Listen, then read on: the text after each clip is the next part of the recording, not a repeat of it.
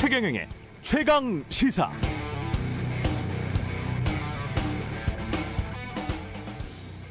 네, 주식이든 부동산이든 자산 시장에는 늘 두 가지 속삭임이 있죠. 야, 지금 사. 더 올라. 아니야, 지금 팔어. 분명 떨어져. 두 가지 속삭임, 뉴스 또는 논리 중 단 한 가지.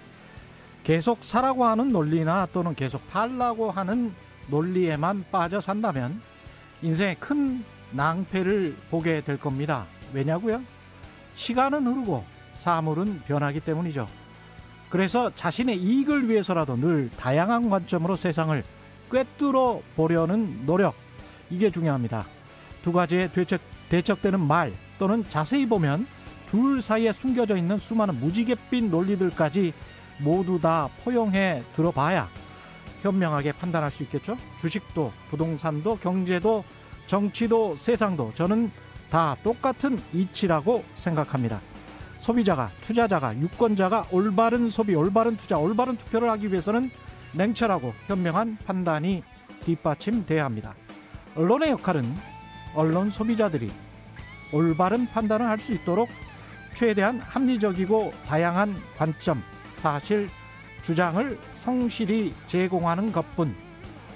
저는 그것을 위해 최선을 다하겠습니다. 안녕하십니까? 세상에 이익이 되는 방송 최경영의 최강시사 출발합니다. 저는 오늘부터 진행을 맡게 된 KBS 최경영입니다.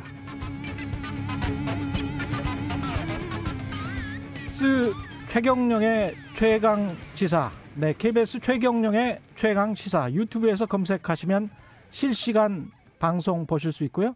문자 참여는 짧은 문자 50원, 긴 문자 100원이 드는 샵 9730 무료 콩 어플로 의견 보내주시기 바랍니다. 이번 주부터 2주간 문자 참여하신 분 추첨해서 모바일 커피 쿠폰 보내드리겠습니다. 오늘 1부에서는 오늘 처음 선보이는 코너 박정호 교수의 경제합시다.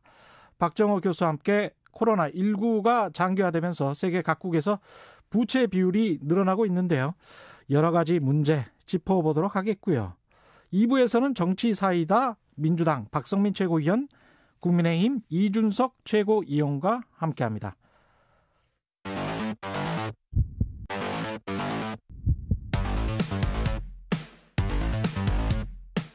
오늘 아침 가장 뜨거운 뉴스 언박싱. 자, 오늘 아침 가장 뜨거운 뉴스 언박싱 시작하겠습니다. 민동기 기자, 김민아 시사평론가 나오셨습니다. 안녕하십니까? 안녕하십니까? 안녕하세요. 예, 무슨 이야기부터 해볼까요? 모든 건 이제 진행자가 시키는 대로 하죠. 하는 겁니다. 예, 네. 뭐 코로나 무조건 코로나 아닙니까 요새는? 예, 코로나부터 시작해야 될 것 같아요. 예. 제가 먼저 예. 시작하겠습니다. 아무 분이나 먼저. 네. 예, 민동기 기자입니다. 예. 그 중앙재난안전대책본부가요, 비수도권에 한해서만 코로나19 방역 조치를 일부 완화하기로 했습니다. 그래서 오늘부터 비수도권의 식당, 카페, 실내 체육시설, 노래 연습장 등 다중이용시설은 오후 10시까지 매장 내 영업이 가능해지게 되는데요. 일단 이렇게 정부가 판단한 근거는요, 비수도권이 주간 하루 평균 확진자 수가 지난주 180명에서 이번 주 97명까지 줄어들고 있기 때문에 수도권과 똑같이 영업을 제한하기는 어렵다, 이렇게 판단을 한 것 같고요. 비수도권만? 그렇습니다. 예. 그래서 영업시간이 1시간 늘어나는 매장은 모두 58만 곳으로 추정이 되고 있습니다. 그렇군요. 수도권 내 매장 내 영업은 지금이랑 같죠? 9시? 오후 9시까지만? 똑같이 이제 9시까지만 허용이 되는데요. 예. 이거는 그 방역당국의 입장을 좀 들어보면 전체 확진자의 70%가 수도권에 집중이 됐기 때문에 재확산 위험이 남아있다는 게 이제 방역당국의 판단이고요. 그리고 지금 그 확진자 한 명이 감염시키는 사람 수를 나타내는 감염 재생산 지수 있지 않습니까? 예. 이것도 한 달 전에는 0.79로 낮아졌는데 예. 최근 다시 1에 가까워진 상태라는 게 방역당국의 입장입니다. 1에 가까워졌다는 게 한 명이 한 명에게 감염시킨다, 뭐 이런 말이죠. 그러니까 이 감염 재생산 지수가 1을 넘게 되면은 예. 앞으로는 확진자 증가 추세가 늘어난다, 이제 이렇게 볼 수 있는 것이기 때문에 지금 또 설 연휴를 앞두고 있고, 그래서 이동량이 증가가 될 것이 이제 확실시되고, 거기다가 산발적인 집단 감염 이런 게 수도권에서 계속 이루어지고 있기 때문에 상당히 우려되는 국면인 건 맞죠. 그래서 이렇게 우려되는 국면에서 이렇게 좀 이 비수도권에 한해서라고는 하지만 어쨌든 밤 10시까지 영업금지 조치를 이제 완화하고 있는 것은 좀 방역에 있어서는 어떤 이제 또 다른 메시지가 될 수가 있는 거거든요. 그러다 보니까 지금 방역 수칙을 위반하면은 이 무관용 원칙으로 2주간 집합금지 명령을 바로 내린다. 이제 방역 당국이 이렇게 얘기를 하고 있습니다. 근데 이제 이게 항상 보면은 어떤 업종에 그리고 어느 지역에 이렇게 뭔가 완화한다 뭐 이런 게 나오면 항상 형평성 문제가 또 불거지죠. 그렇죠. 그럴 수밖에 없겠습니다. 예. 그러다 보니까 이제 수도권의 지금 자영업자들의 경우에 일부가 지금 이른바 이제 뭐랄까 점등시 뭐 이런 걸 하고 있습니다.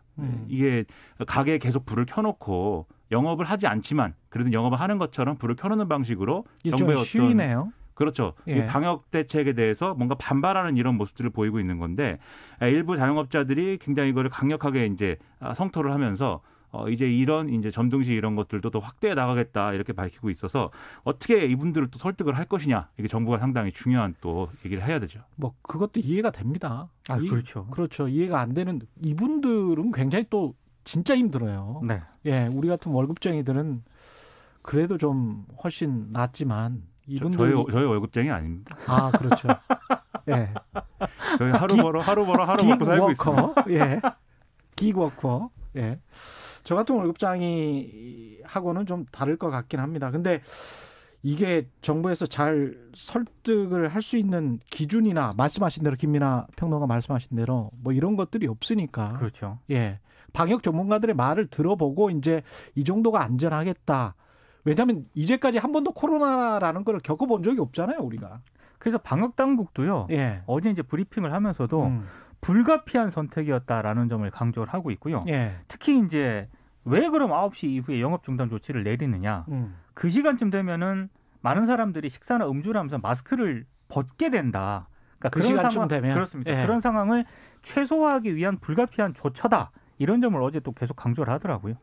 그러니까 이런 거를 자영업자들한테 잘 설득을 하려면 정치권에서 이 불가피하게 방역 조치에 의해서 영업 금지되거나 영업 제한된 거에 대한 손실 보상이라든지 예. 이런 것들을 얼만큼 해줄 거냐에 대한 어떤 신뢰나 이런 것들이 좀 있어야 되는데 지금 사실 정치권이 얘기는 꺼냈는데 어떤 소급 적용이나 이런 거에 대해서는 명확하게 이제 결론을 내리지 않고 있는 데다가 그렇죠. 뭐 재난지원금이나 이런 거를 준다고는 하지만 그게 이제 사실 이렇게 해서 손실이 난 거에 비하면은 사실은 뭐 언발의 오줌 누기다 이런 얘기를 또 하고 있는 거거든요. 그래서 얼만큼 방역 대책을 이제 방역 수칙을 지키도록 강제하면서도 어떻게 이런 여러 가지 어려운 부분들을 경제적으로 해소해 줘야 되는 거냐, 어디까지 가능한 거냐 이런 것들에 대한 사회적 합의가 가능해야 되는데 뭐 정치권이 그런 논의를 또 잘 하는 것 같지 않아서 우려가 많이 됩니다. 또 선거 때는 이거 저 방역 제한 조치 이게 너무 심하니까 좀 더 풀어줘야 되는 거 아니야? 각 후보자마다 그런 이야기도 그렇죠. 하고 있으니까요. 네. 예, 또 부추기는 사람들이 있을 것이고, 네. 예, 이래저래 뭐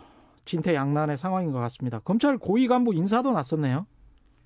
그렇습니다. 예, 법무부가 이제 어제 일부 인사에 대해서 9일자 인사를 단행을 했는데 핵심 내용은 4개의 직책에 대한 뭐 인사입니다. 그래서 심재철 법무부 검찰국장을 서울 남부지검장으로 이제 보낸다 이거고요.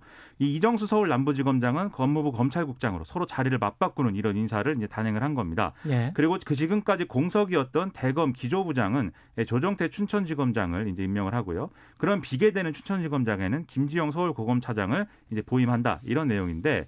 지금 언론의 관심사는 이 4개 직책에서만 이제 인사가 이루어졌기 때문에 지금까지 여러모로 좀 관심을 모았던 이성윤 서울중앙지검장의 경우에 자리를 이제 지키게 됐다. 이 점에 상당히 관심이 많이 모아지고 있습니다. 그리고 이 월성원 전 1호기 등의 수사를 진행하고 있는 이두봉 대전지검장 등도 이제 자리를 지키게 된 거고, 그리고 수사 일선에 복귀해야 된다라고 윤석열 총장 등이 이제 제안한 것으로 알려지고 있는 한동훈 법무연수원 연구위원도 그 자리에 계속 있게 되는 거니까 좀 이런 내용들의 이제 언론 보도가 많이 나오고 있고요. 이 인사에 대한 평가에 있어서는 일단 법무부가 어떤 대폭의 인사 이런 것들은 피했다. 그리고 주요 수사에 대해서 윤석열 검찰총장의 영향력을 차단하면서도 예를 들면 윤석열 검찰총장이 신상 필벌을 기준으로 인사를 해야 된다라고 주장했던 심재철 검찰국장 등의 이런 인사는 또 수용을 했기 때문에 뭔가 모양새를 또 갖춰주려고 한 거다. 이런 이제 평가가 나오는데 이런 평가도 있습니다.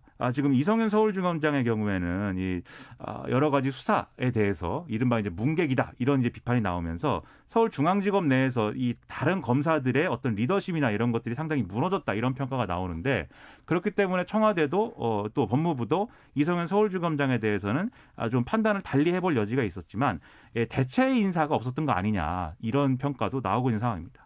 이게 인사권이 누구한테 있습니까?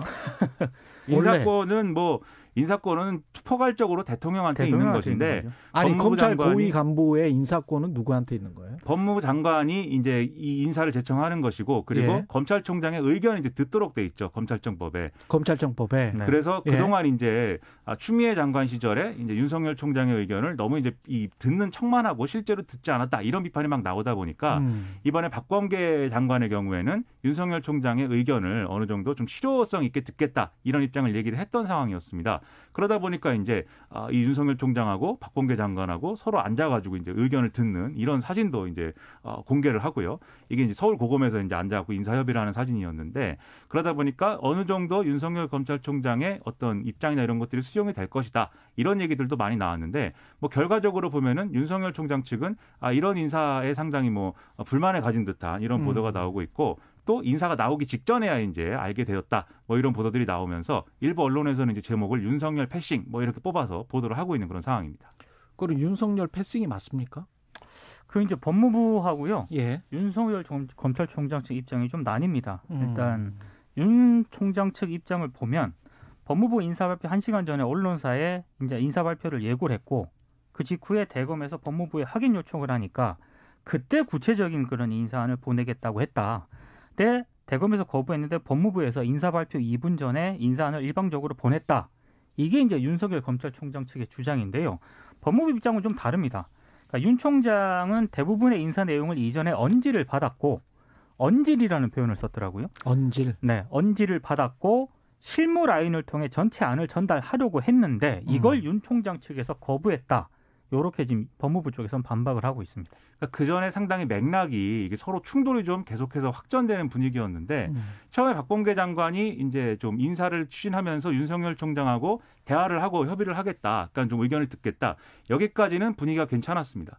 근데 이제 이 법무부 장관하고 검찰총장하고 서울고검에 앉아서 이제 사진을 찍은 게 사실 이제 윤석열 총장 입장에서는 그게 공개되고 하는 게 원칙에 맞지 않다 뭐 이런 주장을 했다고 하고요. 왜냐하면 이제 인사라는 것은 극도의 보안 속에서 이루어져야 되는데 법무부 장관하고 검찰총장하고 협의를 해 만났다라는 게 또 검찰 조직에는 이렇게 좀 어떤 예단을 줄 수 있는 그런 내용이기 때문에 그걸 이제 공개한 거에 대해서 이제 검찰 쪽은 불만인 것 같고 법무부 쪽은 어쨌든 이렇게 좀 의견을 받고 한 과정에서 예를 들면 윤석열 총장이 이성윤 서울중앙지검장은 바꿔야 된다라든지 심재철 검찰국장도 바꿔야 된다. 신상필벌 인사를 해야 된다. 이렇게 얘기를 한 게 또 언론에 막 났거든요. 그래서 이성윤은 유임한다고 했다. 예. 박범계 장관이. 이런 게 막 나다 보니까. 그러니까 서로 언론 플레이를 한 거네요. 뭐 지금 이제 그렇죠? 표면적으로 보면 그런 상황이 된 예. 건데 네. 그러다 보니까 법무부 입장에서는 또 인사를 빨리 발표해야 되겠다. 이렇게 된 거고 그게 다시 이제 검찰의 반발을 불러오는 이런 과정들이 좀 있었던 것 같습니다. 어떻게 보면 이번 정부 들어서서 조국, 추미애, 박범계 다 이제 비검찰 출신들이란 말이죠. 교수였고 판사 출신들이고. 근데 이제 과거 정부 때 보면 검찰 출신들이 되게 법무부 장관을 하는 경우가 많았잖아요. 많았죠. 근데 그럴 때는 이런 인사 가지고 이야기가 별로 없었던 것 같은데 어떻게 보면 또 구조적인 문제인 것 같기도 합니다. 근데 언론들 평가를 제가 아침 신문을 쭉 보니까요. 예. 성향 구분 없이 대체적으로 일치합니다. 일단 비판적이에요. 예. 경향신문은 윤석열 고립 제목에 이런 게 있고 한겨레는 친정권 검사 돌려막기 그리고 조선일보는 정권 방패 이성윤 결국 유임 중앙일보는 식물총장 굳히기 인사 그러니까 대체적으로 좀 비판적으로 좀 보도를 하고 있습니다. 그러니까 이번에 이제 민정수석이 검찰 출신이 되면서 그동안 이제 민정수석도 이제 비검찰 출신이었으니까 예. 좀 상황이 달라질 것이다라는 전망도 있었는데 여전히 이제 좀 과거와 비슷한 어떤 논란들이 발생하고 있기 때문에 예. 그래서 아마 이성윤 중앙지검장이라든지 이런 인사에 대해서 일종의 대체 인사를 못 찾은 거 아니냐라는 평가가 그래서 나오는 겁니다. 검찰 내에 너무 지금 정권을 적대하는 분위기가 형성돼 있어서 예. 그러한 이제 사람들 중에 그나마 그래도 정권에 가까운 인사를 못 찾았다 이런 평가가 그래서 나오는 거죠. 짧게 이 소식 좀 이야기를 좀 들어봐야 되겠네요. 김진숙 민주노총 부산본부 지도위원이 오늘 청와대 앞에 도착했습니까? 어제 도착했군요. 어제 도착했고요. 예. 34일 걸어서 부산에서 청와대 앞까지 왔는데요. 원래 2009년하고 2020년에 그 민주화위원회라고 두 차례 복직을 권고를 했거든요. 예. 이게 안 받아들여졌습니다. 그러니까 지난해로 법적 정년이 지났는데 세 가지를 요구를 했거든요. 사과, 그리고 죄첩이 아닌 복직. 세 번째는 그 2009년 민주화위원회 복직 권고 이후에 임금 정산과 퇴직금 지급이 필요하다. 이런 입장인데 예. 한진중공업 측에서는 지난해 12월 복직이 아니라 죄취업, 공직 사과 없는 위로금 8천만 원 등을 제안을 했는데요. 이 문제가 지금까지 해결이 안 되고 있는 그런 겁니다. 그렇군요. 김민하 평론가는 별다르게 하실 말씀 없습니까? 이게 사실은 김진숙 지도위원 문제는 제가 뭐 2001년, 2년 이때 사실은 언론에서 봤는데 예.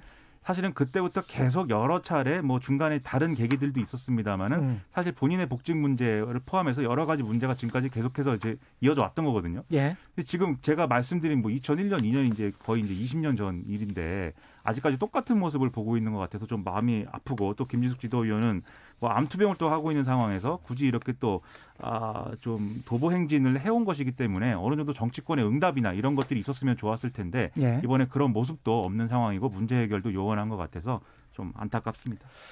그렇습니다. 네, 뉴스 언박싱 민동기 기자 그리고 김민하 시사평론가였습니다. 고맙습니다. 고맙습니다.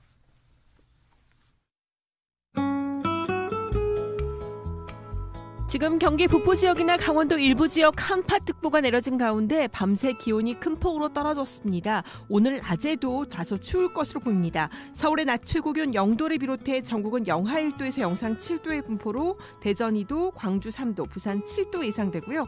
어제보다 적게는 5도에서 많게는 11도나 낮은 기온 예상됩니다. 내일 아침까지는 이 추위가 좀 더 이어지겠습니다. 오늘 전국 대부분 지역 맑은 날씨가 쭉 이어지겠지만 전라도 서해안과 제주도 지방은 오후부터 내일 새벽 사이 구름량이 많겠고 제주도 산지는 오늘 밤 눈이 날리겠습니다. 한편 울릉도 독도의 경우 지금 대설특보가 내려진 가운데 오늘 밤까지 5에서 15cm가량 눈이 더 내려 쌓일 것으로 예상됩니다. 바람이 다소 강하게 부는 곳도 있다는 점 염두에 두시기 바랍니다. 지금 서울 기온은 영하 5.3도입니다. 지금까지 날씨정보 윤지수입니다. 다음은 이 시각 교통 상황 알아보겠습니다. KBS 교통정보센터의 김한나 씨입니다. 네, 월요일 출근길입니다. 사고가 잇따라 발생하고 있어서 주의하셔야겠는데요. 먼저 서울 시내 강변북로 구리방면으로 김포대교 북단부터 동작대교까지 밀리는 가운데 가양대교를 조금 지난 지점 5차로에서는 추돌 사고가 있었고요. 수도권 제일순환고속도로는 일산에서 판교 쪽으로 일산 나들목부터 김포 나들목까지 사고 여파를 받고 있습니다. 영동고속도로는 강릉 쪽으로 사고 소식이 있는데요. 동수원 부근 1, 2차로에서 사고를 처리하고 있어서 동수원 나들목부터 3km 어렵고 이 전후로는 서창분기점에서 월곶분기점까지 다시 둔대분기점에서 부곡나들목 5km 어렵고 또 용인에서 양지터널까지 정체되고 있습니다. KBS 교통정보센터였습니다. 오늘 하루 이슈의 중심. 당신의 아침을 책임지는 직격 인터뷰. 여러분은 지금 KBS 1라디오 최경영의 최강시사와 함께하고 계십니다.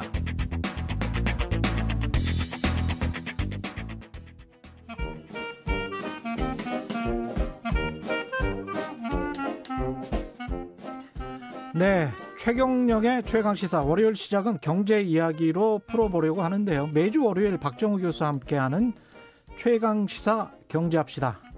실물 경제부터 국제경제 상황까지 이 시대 경제를 아주 재밌고 실감나게 전해주시는 분이죠. 박정호 명지대학교 특임 교수 나와 계십니다. 안녕하십니까? 예, 안녕하세요. 예, 원래는 월요일 네. 매일 아침 월요일 8시 반에 나오시기로 했는데 네. 예, 이번 주만 이렇게 좀 빨리 알겠습니다. 나오시는 거고요. 예, 오늘 첫 시간입니다. 예, 예. 첫 시간인데 저를 좀 매기기 위해서 그러신 건지. 왜요? 예. 상당히 좀 불편한 주제를 가지고 오셨네요. 예. 아, 세금 얘기요? 예, 세금 이야기. 예, 맞습니다. 예. 올해 아마 가장 핫할 그 이슈 중에 하나가 저는 전 세계적으로 이제 조세 전쟁이 불거질 거다 이렇게 말씀드리고 싶은데요. 이 이야기 꼭 들어보셔야 됩니다. 굉장히 중요한 이야기입니다. 예. 전 세계적으로 지금 조세 전쟁의 서막이 열리게 되는 가장 큰 이유는요. 예. 많은 국가들이 지금 돈이 필요해지기 때문입니다. 그렇죠. 예. 돈을 너무 많이 썼죠. 너무 많이 썼어요. 예. IMF에서 예. 재정 모니터 보고서라는 걸 정례적으로 발표하는데요. 이걸 작년 말 기준으로 봤더니 전 세계 공공부채 전부 다 합친 거가 예. 국경 8,400조 원 정도 되는데요. 이건 모든 국가의 국경? 국경이요. 오랜만에 듣는 단위죠. 야, 대단하군요. 예, 이게 예. 전 세계 국가의 평균으로 따지면 GDP 대비 98%에 해당되는 숫자입니다. 공공부채라는 게 정부 부채, 기업 부채, 가계 부채 다 합한 게 네. 공공부채죠. 주로 이제 예. 국가들을 기반으로 해서요. 그래서 선진국을 기준으로 말씀드리면 2019년도에 원래 이 수치상으로 나와 있던 그 퍼센트지는 105% 정도였어요. 선진국만. 예. GDP 대비요. 그런데 지난해 이게 얼마로 늘어났냐 하면 123%로 급증했고요. 예. 그다음에 올해 연말까지 많은 전문가들이 130% 가까이 올라갈 거라고 보고 있습니다. 예. 그러면 지난 수년 동안 100%를 살짝 넘는 걸로 유지되어 왔던 것이 불과 1년 6개월, 2년 만에 130%, 약 3분의 1 이상이 급증한 상황이 된 것이죠. 그 나라별로 좀 정리가 돼 있는 자료가 있습니까? 예, 있습니다. 예. 이걸 보면 그나마 우리나라는 조금 안심이 되는 편입니다. 예. 우리나라는 GDP 대비 코로나19와 관련돼서 재정 지출이 이루어진 폭이요. 13.6%밖에 안 되는 건데요. 13.6%도 뭐 엄청난 거죠. 큰 건데. 그렇죠. 예. GDP에서 예. 13%를 하나의 예산 항목으로 이렇게 지출할 수밖에 없었다는 건 엄청난 숫자거든요. 우리가 GDP가 1,900조 원 정도 되잖아요. 예. 그러면 1,900조 원의 10%면 190조, 220조 썼다는 이야기네요. 그렇네요. 예. 그런데 이것도 엄청난 숫자인데 우리나라 이게 작은 금액이더라고요. 작은 금액이요? 예. 220조 쓴 게? 예. 예. 외국 같은 경우 보면 바로 밑에 있는 일본은 GDP 대비 44% 지출이고요. 44%? 예. 그다음에 이탈리아도 초반에 굉장히 상황이 안 좋았던 국가잖아요. 예. 역시 42% 썼고요. 야. 그러니 대부분의 유럽 국가들 요즘도 되게 뭐 어떻게 보면 탈출구를 모색하지 못하고 있는 영국도 봤더니 32.4% 정도 나오더라고요. 예. 그러니까 작년에 우리나라가 얼마나 선방했는지를 여기서도 확연히 알 수가 있죠.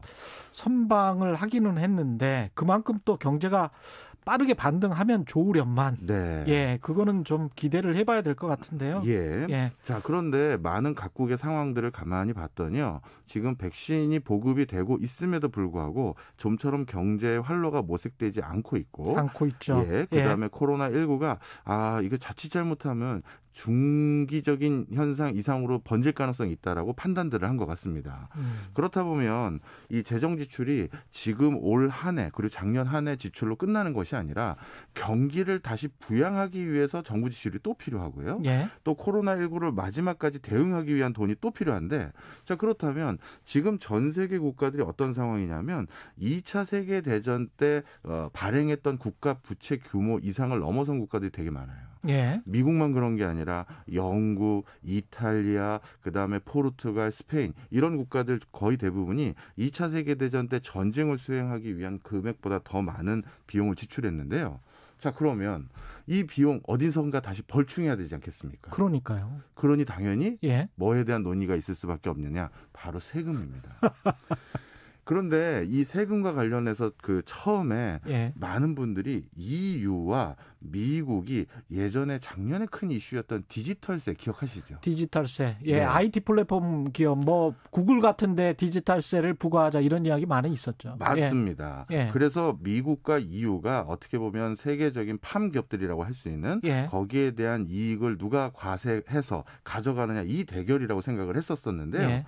이 당시 미국과 EU가 첨예한 갈등 속에서 디지털세 적용을 2020년 정도 이후에서 논의하자라고 했는데 이 바이든은 이 디지털세에 대해서 트럼프와 입장이 전혀 다릅니다. 아, 그래요? 굉장히 긍정적이에요. 그렇게 되면 전 세계적으로 디지털세라는 게 아주 보편적으로 과세될 수 있는 새로운 환경이 열리는 거죠. 근데 IT 기업들이 바이든 후보를 많이 지지하고 기부금도 많이 냈는데 그쪽에 디지털세를 부과하겠다. 바이든은. 네. 이 이유가 왜 그러냐면요. 예. 미국 역시도 그 IT 기업들이 미국에서만 순수히 과세해야 될 것들을 바로 이 뭐라 볼까요? 디지털 환경이라는 독특한 것 때문에 과세를 제대로 안 했다라는 걸로 그렇죠. 과세를 징수하려면 우리도 이게 도입해야 할 필요가 있다라고 인식한 것 같습니다.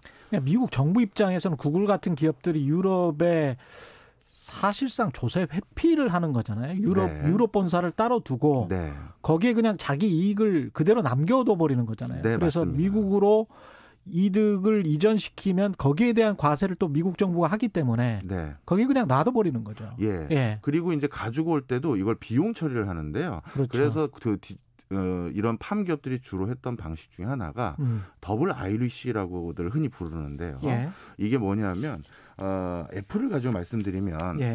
애플은 아일랜드에 전 세계 애플 기기를 판매할 수 있는 권한을 가지고 있는 ASI라고 해서 애플 세일즈 인터내셔널이라는 회사를 하나 차려놨고요. 그다음에 또 한 가지 애플이 가지고 있는 지재권, 그러니까 특허나 지식재산권 이런 것들에 대한 수익을 모두 관장할 수 있는 AOI라는 애플 오퍼레이션 인터내셔널이라는 회사를 또 아일랜드에 세워놨어요.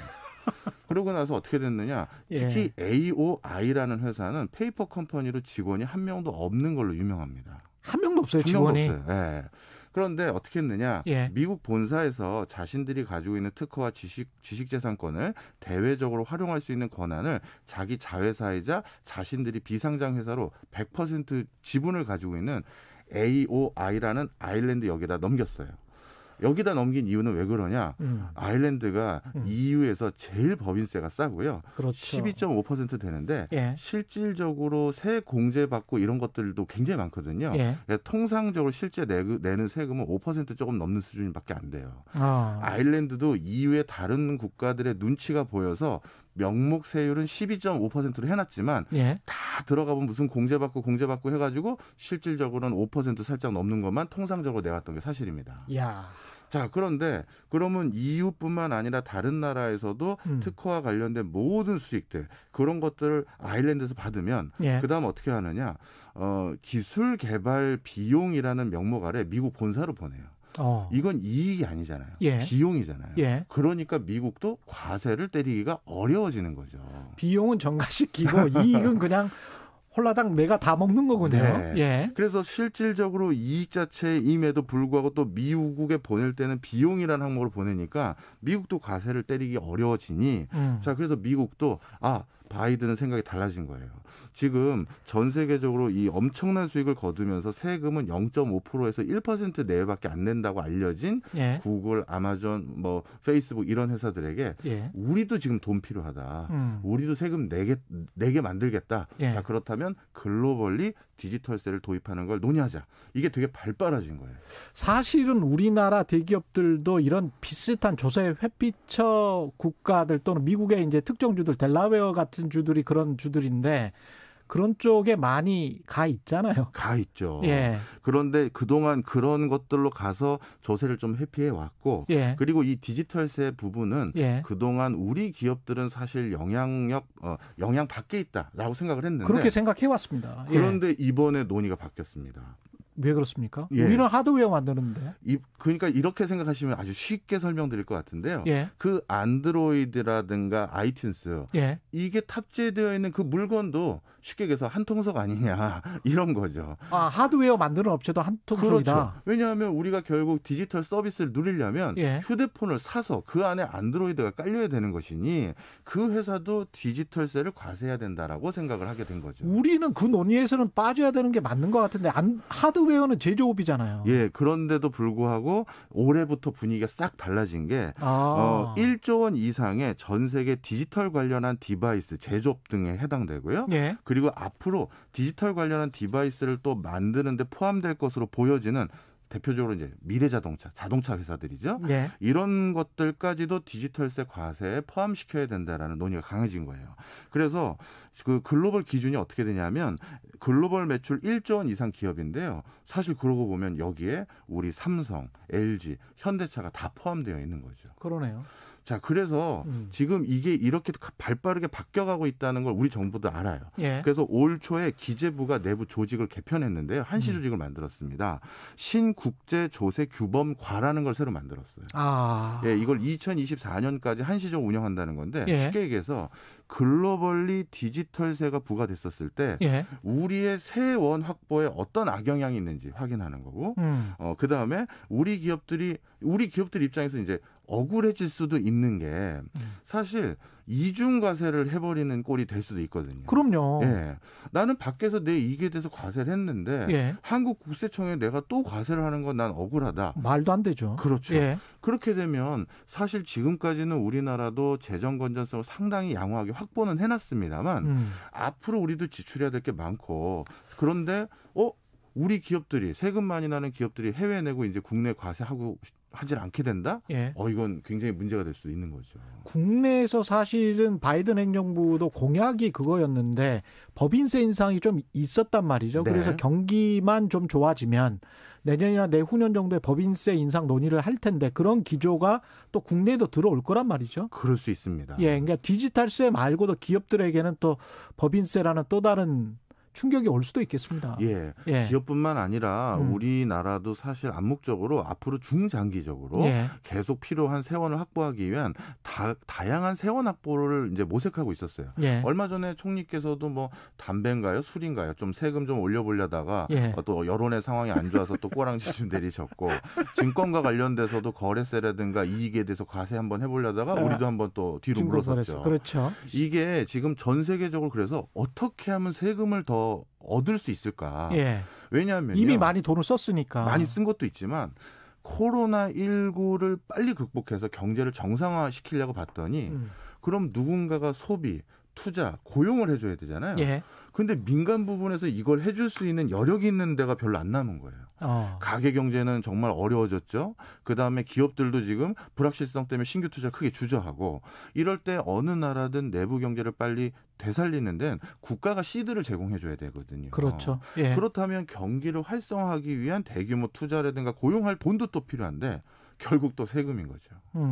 그래서 바이든이 또 말을 바꿨다기보다는요. 저는 사실 저뿐만 아니라 많은 전문가들은 그렇게 될 거라고 알고 있었었는데 뭐냐면 트럼프가 부여했던 그 관세들 예. 나는 바로 다 없애버리겠다 이렇게 얘기했었잖아요. 중국에 25% 부과하고 그랬던 것들. 그리고 예. EU에서도 뭐 관세 관련해서 많은 지금 논쟁들이 있었고요. 근데 결론적으로 어떻게 했느냐? 아직까지 안 없앴어요. 그리고 없애기 위한 여러 시그널들이 아직은 없습니다. 아, 그렇군요. 예, 이것들도 역시 세금 확보하기 위한 거고요. 예. 특히 앞으로 우리가 제일 우려해야 될 세목은 관세입니다. 관세. 예.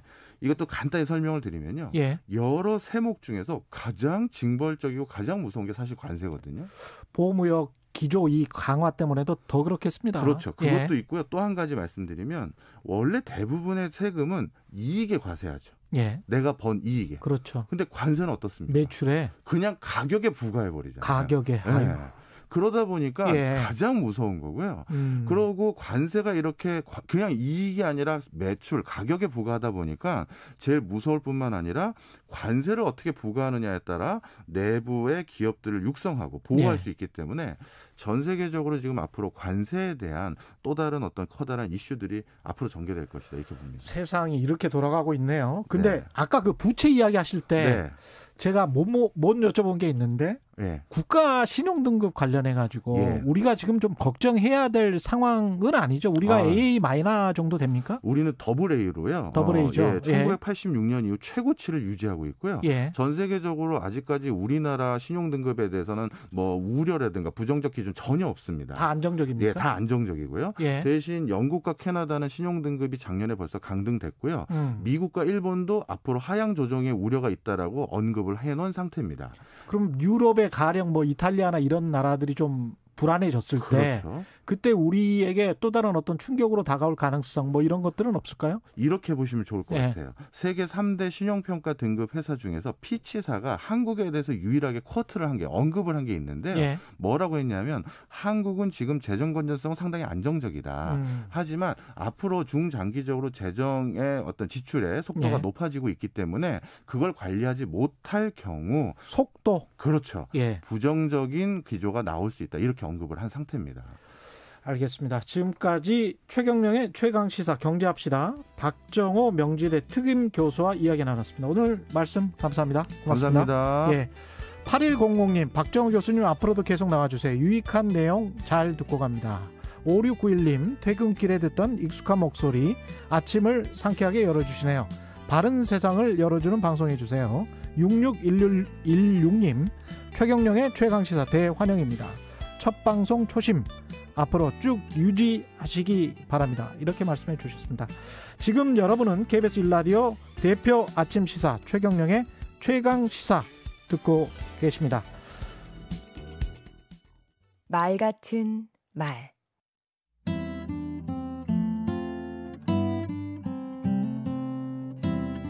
안녕하세요. 강원국입니다. 동창 모임이나 직장 회식처럼 여럿이 모이는 자리가 늘 반갑지만은 않습니다. 때로는 말해야 하는 자리가 부담스럽기도 하지요.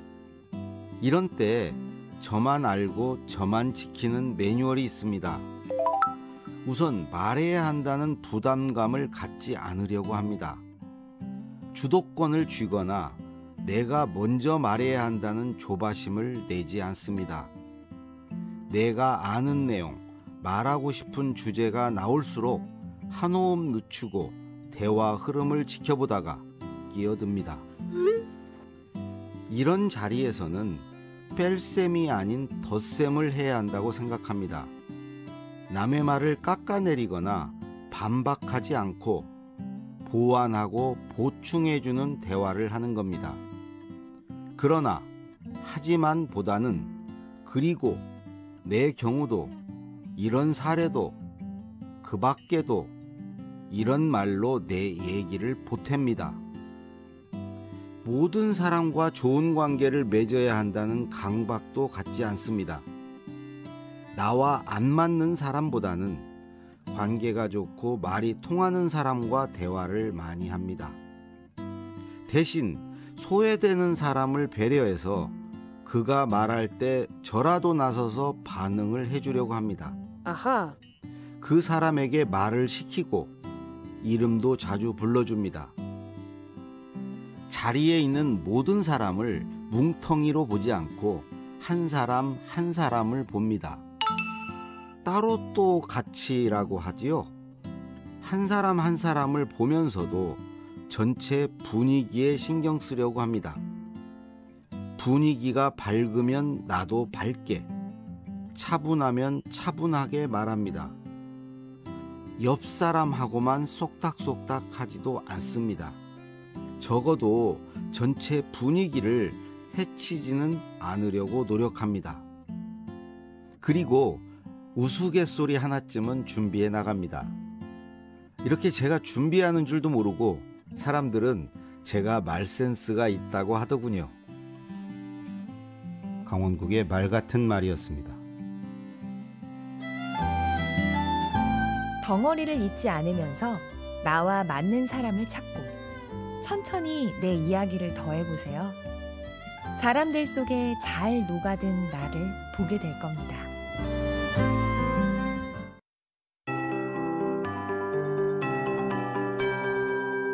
KBS 58분 날씨.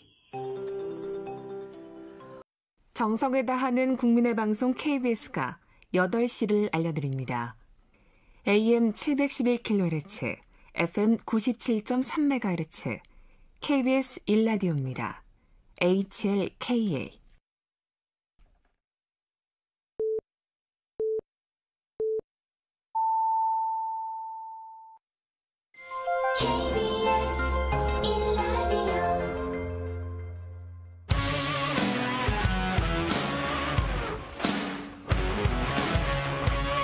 오늘 하루 이슈의 중심 최경영의 최강 시사.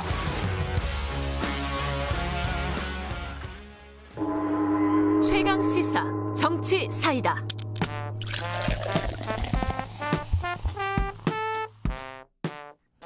네, 답답한 정치, 고여있는 정치, 묵은 정치는 가라. 여의도 정치의 젊은 피가 떴다. 매주 월요일 여야 젊은 정치인과 함께 전국의 뜨거운 현안 들여다보는 박성민, 이준석, 박성민의 정치사이다. 지금 시작하겠습니다. 더불어민주당 박성민 최고위원 안녕하십니까? 네, 예. 안녕하십니까? 국민의힘 이준석 전 최고위원 나오셨습니다. 안녕하십니까? 네, 안녕하세요. 예. 최 기자님 여기서 뵙게 되네요. 예, 반갑습니다. 네. 이준석 최고위원은 예, 몇 번 뵀죠, 우리. 예. 경기수원을. 예. 근데 박성민 최고위원은 사실은 제가 정치를 잘 몰라서 정치들 잘 몰라서 남자분인 줄 알았어요. 이름만 보고. 예. 네, 그런 소리 많이 듣습니다. 아니 동명의 정치 컨설턴트가 많이 활약하시기 때문에 그렇구나. 그분하고 혼동되는 경우 많더라고요. 예. 반갑습니다. 예, 최경영의 최강시사 유튜브에서 검색하시면 실시간 방송 보실 수 있고요. 문자 콩 참여하실 수 있습니다. 짧은 문자 50원, 긴 문자 100원이 드는 샵 9730 무료인 콩 어플 의견 보내주시기 바랍니다. 또 이야기 안 할 수가 없겠네요. 박범계 신임 법무부 장관의 첫 검사장급 인사. 예, 이성윤 중앙지검장이 유임됐고요. 예, 여러 가지 이야기가 나올 수밖에 없겠습니다. 이준석 전 최고위원이 먼저 비판을 하실 수밖에 없겠습니다. 저는 이번에 인사한 거 보면서 상당히 놀랐던 게, 예. 그러니까 결국에는 지난 어떤 추미애 장관기, 예. 그 뭐 시기로 구분한다 그러면은 그 시기에 법무부와 검찰 운영이 그러면은 잘된 운영이냐. 했을 때 저는 사실 국민들이 많이 지탄했던 그런 운영이라 보고, 그래서 추미애 장관이 물러나면서도 사실 대중적으로 아주 좋은 평가를 받은 건 아닙니다. 그렇다고 했을 때 저는 그게 장관 한 사람의 책임이냐 이렇게 봤을 때, 물론 이제 검찰과의 갈등이 있었지만은 그 장관을 최근거리에서 보좌했던 참모진에게도 일정 부분 뭐 책임이 있지 않느냐 이렇게 생각하고, 저는 적어도 이번에 인사에서 좀 그 조직 분위기를 일신할 만한 인사가 좀 있었으면 어땠을까 하는 기대가 있는데, 이번에 박범계 장관 들어오셔가지고 사실 이번 인사에 많은 사람들이 주목한 이유는 추미애 장관의 그런 어떤 법무부 검찰 관계를 계승할 것인가, 아니면 법무부 운영 방식을 계승할 것인가 이거였는데, 지금까지는 크게 달라지지 않은 것 같은 인사 결과입니다. 예. 똑같은 사람들이고, 그리고 사실상 보직도 그냥 순환 보직인 것 같고, 그래서 저는 박범계 장관이 뭐 그 정치인 출신으로서 굉장히 이런 감각이 뛰어나실 텐데 왜 이런 판단을 하셨는가? 본인 직접 판단하실 수 없는 외압이 있었던 거 아닌가? 그 정도 의혹 제기를 하겠습니다. 그렇군요. 박성민 위원은 어떻게 생각하셨습니까? 뭐 사실 이 인사에 대해서 일단 이준석 최고도 말씀하셨지만 크게 변화가 많이 있었던 인사는 아니었던 것 같습니다. 그리고 유임되신 분도 많고 뭐 직책이 바뀌어도 이렇게 뭐 트레이드된 형식으로만 바뀌는 경우가 있었기 때문에 뭐 큰 변화가 있었던 인사는 아니다라고 평가를 하고, 이런 인사를 하신 이유는 아무래도 그동안 추미애 장관님 계실 때 1년 반 동안 인사가 3번 정도 있었기 때문에 그때 있었던 인사 이동 이후에 이동을 최소화시켜서 좀 안정성을 좀 키우겠다라는 측면에 집중을 하신 걸로 보이고요. 실제로 법무부에서도 이제 입장을 낸 거를 보니까 이제 이런 부분에서 안정성, 인사를 통해서 뭐 큰 변화를 주지는 않았고, 그동안의 수사라든지 여러 가지 맡고 있던 직무들이 원활하게 수행될 수 있도록 그런 부분들을 최소화시켜서 인사 이동을 하였다라고 말씀을 하시더라고요. 그래서 저는 뭐 그 정도로 보고 있습니다. 근데 저는 그런 궁금증이 들더라고요. 이게 판사 출신의 박범계 법무부 장관이 들어와서 쭉 간다라고 한다면, 그리고 윤석열 검찰총장은 7월이 지금 임기잖아요. 그러면 지금 현재 대립 구도, 언론에서 이야기하는 대립 구도가 그대로 진행되는 게 7월까지다. 그러면 박범계 법무부 장관 그대로 있고 새로운 신임 검찰총장이 온다면 그때도 여전히 검찰과 법무부는 대립할까, 어떻게 보세요? 저는 이제 정권에서 사실상 검찰총장을 인선할 때 그런 어떤 뭐 정권에서는 어쨌든 검찰과 법무부의 갈등을 검찰의 귀책 사유로 보고 있기 때문에 네. 검찰총장이 좀 법무부 장관과 협의가 가능한 사람으로 아마 뽑으려고 하지 않겠느냐. 그리고 180석 바탕으로 또 밀어붙일 수 있는 힘이 있어요. 그렇기 때문에 사실 그런 인선을 할 걸로 전 예상되고요. 저는 기본적으로 이번에 그런데 사실 우리나라의 가장 수사력이 뛰어난 그런 검찰 조직이 어디냐 해서 중앙지검이라고 보통 이야기하는데, 중앙지검 같은 경우에는 특히 저희가 인사 결과를 주목했던 이유가 이성윤 중앙지검장에 대해 가지고 간부급 인사들이 이미 항명을 한번 했고 그리고 거기서 사실상 이제 이성윤 지검장의 판단과 다른 판단들을 하고 있는 사람이 많은 것 같아요. 저는 그렇다면 이런 조직에 대해 가지고는 법무부 장관이 만약에 조정자고 이제 지휘 감독자라고 한다면은 둘 중에 하나는 쳐야 됩니다. 둘 중에 하나라는 거는? 그러니까 그 항명한 간부급을 싹 정리하든지 예. 아니면 이성윤 지검장을 다른 곳으로 전보 조치하든지 이게 필요한 거거든요. 예. 왜냐하면 결국에는 지금 군대가 전쟁을 앞두고 어쨌든 수사할 것도 많은데 그 상황 속에서 최고지휘관과 중간급 지휘관들이 엄청난 갈등을 일으킨 거거든요. 그럼 이거는 둘 간의 갈등 산재가 존재하는 것 자체가 굉장한 위험 요소입니다. 예. 그렇기 때문에 저는 여기에 대해 적극적 조치가 필요하다 이렇게 보고 저는 사실 이런 게 안 되면은 대한민국에서 지금 권력형 비리 수사라는 것이 계속 공전하고 있는데 사실 좀 안타까운 모습입니다. 박범계 장관께서 이런 것들 좀 바로잡아 주셔야 되지 않을까 싶습니다. 예, 박수민 의원. 일단 검찰총장과 갈등 부분이 이제 검찰총장이 바뀌면 예. 좀 사라지겠느냐라고 예. 말씀을 하시는데 저는 충분히 그럴 가능성이 높다라고 생각을 하고 왜냐하면 일단 지금 윤석열 총장과 사실 법무부 장관의 대립각 자체가 오랜 시간 이어져 왔던 측면이 있지 않습니까? 근데 그 과정 속에서 좀 신뢰라든지 이런 부분들 혹은 협업할 수 있는 부분들에 있어서 전혀 그런 협업이 이루어지지 않았던 좀 상황들이 있었어요. 물론 이제 이번에 박범계 법무부 장관께서 이제 임명되신 지 얼마 안 되셨고 앞으로 어떻게 이제 윤 총장과 협의를 하면서 진행을 해 나가겠느냐 이 부분은 또 다른 부분이겠지만 일단은 그 윤 총장도 법무부와의 좀 법무부에 대한 적대감이 분명히 존재하는 것으로 보이고요. 그리고 이런 부분에 대해서 그렇다면 사실은 검찰총장이 바뀌었을 때만 이런 갈등이 완전히 소강 상태로 들어갈 수 있는 가능성이 높을 것이다라고 볼 수 있을 것 같습니다. 이 한동훈 검사장, 법무연수원 연구위원 계속 유임돼 있는 이런 상황인데 이거는 유임시킬 수밖에 없는 거예요? 어떻게 되는 겁니까? 그러니까 이게 그 정확한 갈등 지점이죠. 예. 그 이성윤 지검장은 한동훈 검사장에 대해 가지고 핸드폰이 열릴 때까지 계속 들여다보겠다 이거 아닙니까? 핸드폰 열렸습니까? 아직 안 열렸죠. 아직 열렸어요? 네. 뭐 이스라엘에서 뭐 기술 도입한다 이런 이야기 있지 않았어요? 사실 근데 연다고 해서 뭐가 나올 거다 약간 의구심이 들긴 하는 게 예. 그게 핸드폰이 아이폰 기종이라고 하는데 예. 아이폰 같은 경우에는 그 통화 중 녹취나 이런 것도 안 되거든요. 그렇습니다. 아, 그러네. 통화 중 녹취는 안 되지. 그러니까 통화 기록도 이제 사실 기록은 SK 가서 뽑으면 되는 거고요. 통신사 가서 뽑으면 되는 거고. 예. 결국 녹취 파일을 보기 위해 가지고 포렌식을 하고 또 메신저 내 대화 내용 정도를 보기 위해 가지고 이제 포렌식을 하는 건데. 예. 근데 저는 메신저 내 대화 내용 같은 경우에도 만약에 이동재 기자와 대화 내용이라면은 예. 이동재 기자 폰을 보면 되는 거거든요. 둘이 한 사람 폰만. 그러니까 예. 둘 간에 지금 어떤 음모나 공모가 그렇죠. 있었다라고 보기 예. 때문에 이걸 하는 거 아닙니까? 예. 그렇기 때문에 그런데 그건 포렌식 됐고요. 그렇기 때문에 저는 어떤 걸 보기 위해 가지고 포렌식을 하는 거냐 지금 이게 사실상 좀 의구심이 들어가지고 예. 이걸 좀 이성윤 지검장이 대중에게 설득력 있게 설명 못하면은 결국에는 그냥 한동훈이라는 사람의 핸드폰을 세세하게 들여다보고 싶다. 즉 별건 수사에 대한 의지를 보이는 것처럼 비춰질 수 있기 때문에 이게 별건 수사. 그 여권에서는 윤 총장과 한동훈 그 검사장과의 그 문자 메시지 이런 것들 보고 싶어서 아주 안달이 났을 수도 있겠네. 그러니까 이게 굉장히 저는 조심스러운 것이 예. 아까 말했던 논리적인 부분. 예. 결국 한동훈 검사장과 이동재 기자 간의 어떤 소통을 이제 그 수사하기 위해서는 예. 한동훈 검사장께 안 열리면 이동재 기자 걸 보면 돼요. 그러네. 그런데 나머지 걸 보고 싶은 그 수사만이라면 그렇죠. 의혹이 있는 게 아닌 이상 왜 이렇게 핸드폰을 물고 늘어지느냐. 저는 이 부분에 대해 가지고 이 정부의 인권 수사 준칙에 따라 가지고 별건 수사에 대해 가지고 상당히 엄정한 잣대를 적용하고 있는데 예. 만약 그런 목적이 아니라면은 오해 살리를 안 하는 게 좋다. 그런 생각입니다. 별건 수사로 가는 거 아니냐. 박성민 최고위원은 별건 어떻게 수사까지 생각하세요? 그 단어를 사용하시는 거는 좀 무리가 있는 것 같고 예. 제가 봤을 때는 이동재 기자 핸드폰뿐만 아니라 한동훈 검사장의 폰도 당연히 봐야 하는 거죠. 왜냐하면 둘 사이에 관계가 있었다는 거고 그리고 예. 그 외에도 사실 한동훈 검사장이 이동재 기자와의 소통하는 과정 속에서 과연 둘만이 개입이 됐을 것이냐 이런 부분들까지도 당연히 수사할 때는 또 열어두고 수사를 하는 거 아니겠습니까? 보다 정확하게 수사를 하기 위해서 이런 부분을 확인한다고 봐야겠죠. 예.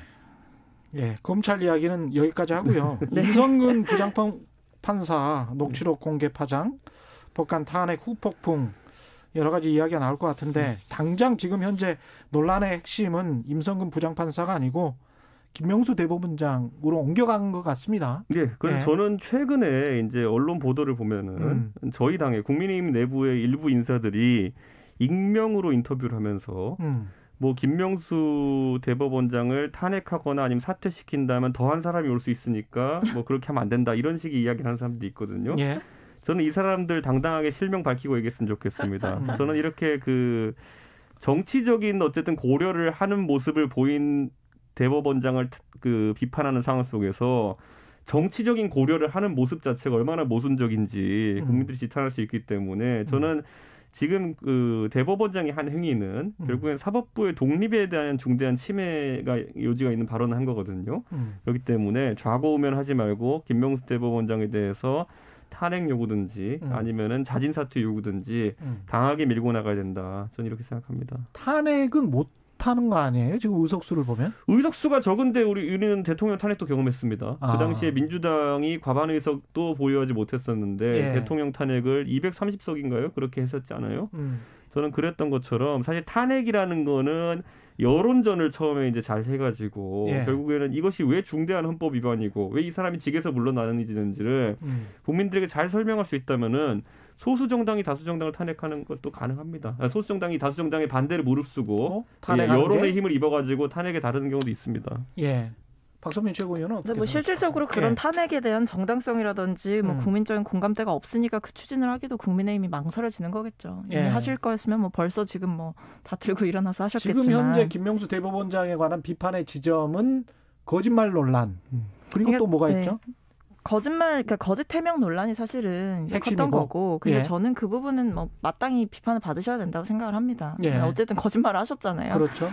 근데 사실 이게 국민의힘에서 끌고 가려는 이제 프레임 자체가 사실은 이 김 대법원장의 발언 혹은 거짓말 논란을 통해서 사실은 이번에 임성근 부장판사 임판사에 대한 이제 저희의 탄핵 소추를 좀 본질을 흐리려는 그 시도가 이루어지고 있다라고 보고 있어서 이런 부분에 대해서는 저희가 단호하게 좀 선을 그어야 된다라고 생각을 하고, 그러니까 임 부장판사의 탄핵 소추 정당성을 건드리려고 계속해서 노력을 하시는 것 같거든요.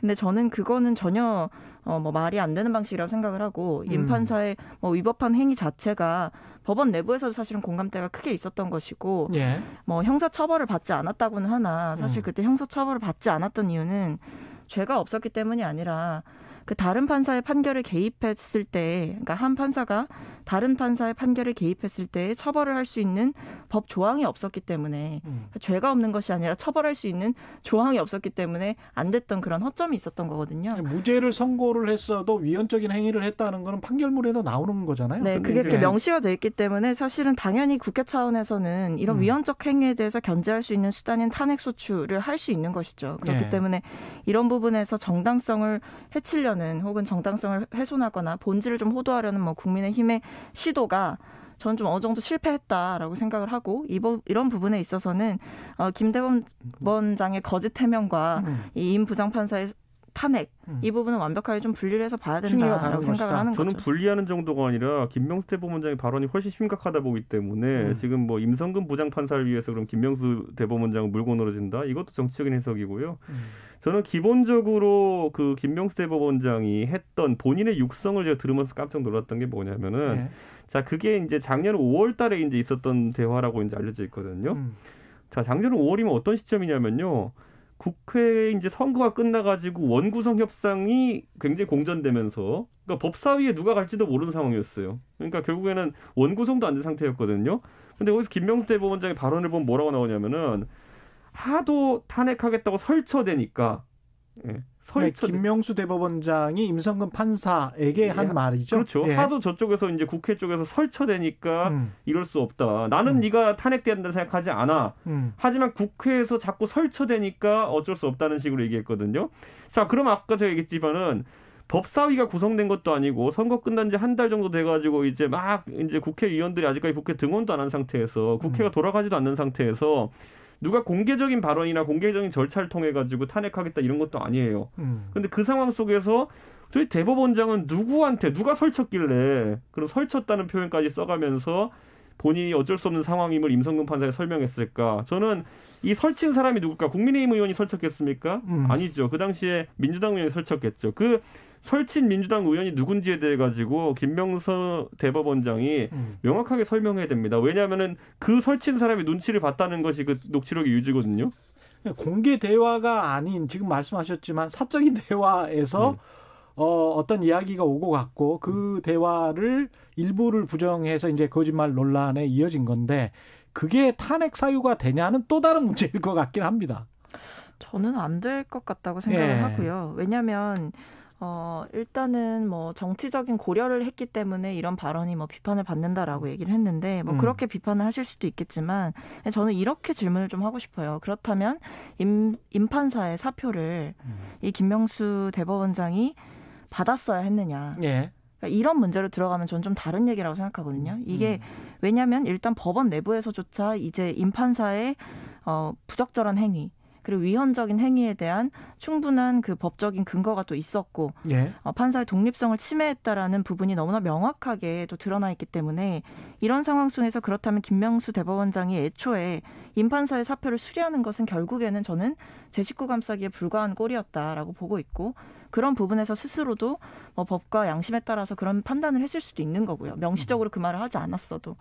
그렇기 때문에 그렇다면 임판사의 사표가 수리됐어야 했느냐라고 봤을 때는 저는 이 임판사가 가지고 있는 위헌적인 행동에 대한 책임을 물을 수 있는 기회는 분명히 주어졌어야 했다라고 생각을 하기 때문에 이런 부분에서 제 식구 감싸기를 하지 말았어야 했고 그것이 어떤 이유로든 이루어지지 않았던 점에 대해서는 다행이다라고 생각을 합니다. 저는 근데 이 원칙을 적용하려고 하면요. 민주당이 항상 이 일관적인 태도를 갖지 못하는 거에 있어가지고 비판을 많이 받는데 지금 이 임판사를 면직 안 시켜주려고 이제 하는 것이 정당하다라고 한다 그러면은 저는 민주당에 있는 의원 중에 지금 그 철렁하는 사람이 있을 거예요. 황운하 의원이죠. 황운하 의원 경찰로 있을 때 그때 기소됐죠. 기소됐는데 그 수사받고 기소되고 재판받아야 되는데 의원 면직이죠. 의원 면직을 신청해서 명예퇴직을 신청했는데 그게 받아들여지지 않았죠. 그래가지고 국회의원 취임하는 날까지도 그게 해결이 안 돼가지고 조건부 이제 면직을 시켜줘가지고 겨우 국회의원 된 거거든요. 자, 그렇다면은 황운하 그 의원 같은 경우에는 재판까지 받아야 되는데 왜 그 사람은 면직이 된 거죠? 경찰은 되고 뭐 판사는 안 되나요? 판사는 안 된다. 저는 이제 비슷한 예로 보면은 이게 사실 그래서 공무원의 도덕성에 대해서 일관적인 원칙을 그 두는 것이 중요한 것이 최근에 다 아시잖아요.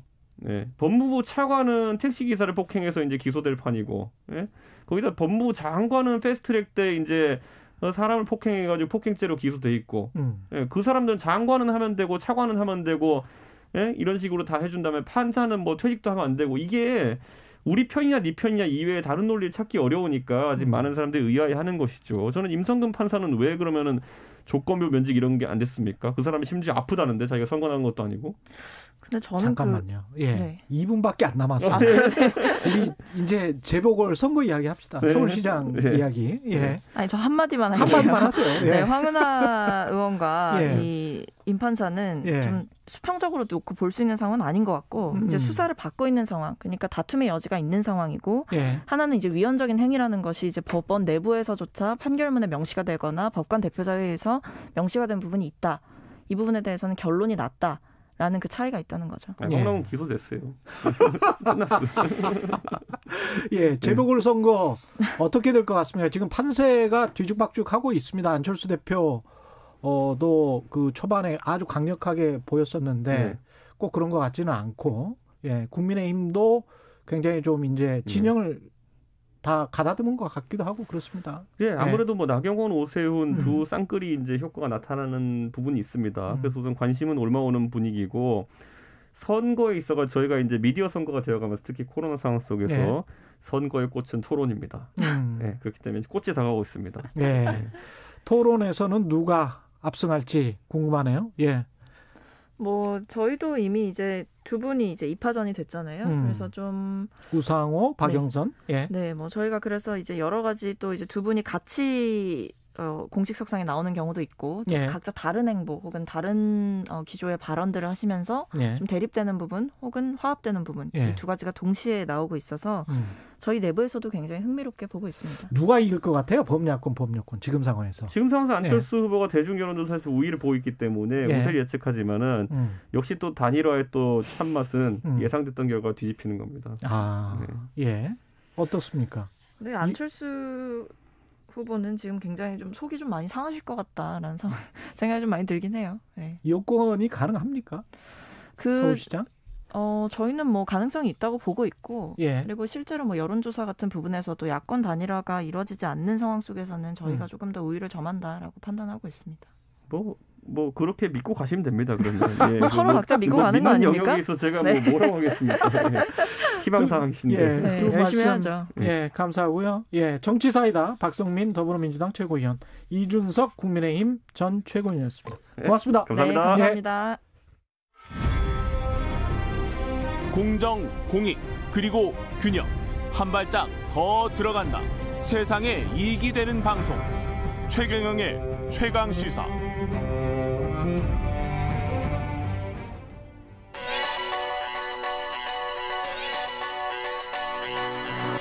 최강시사 김한의 눈.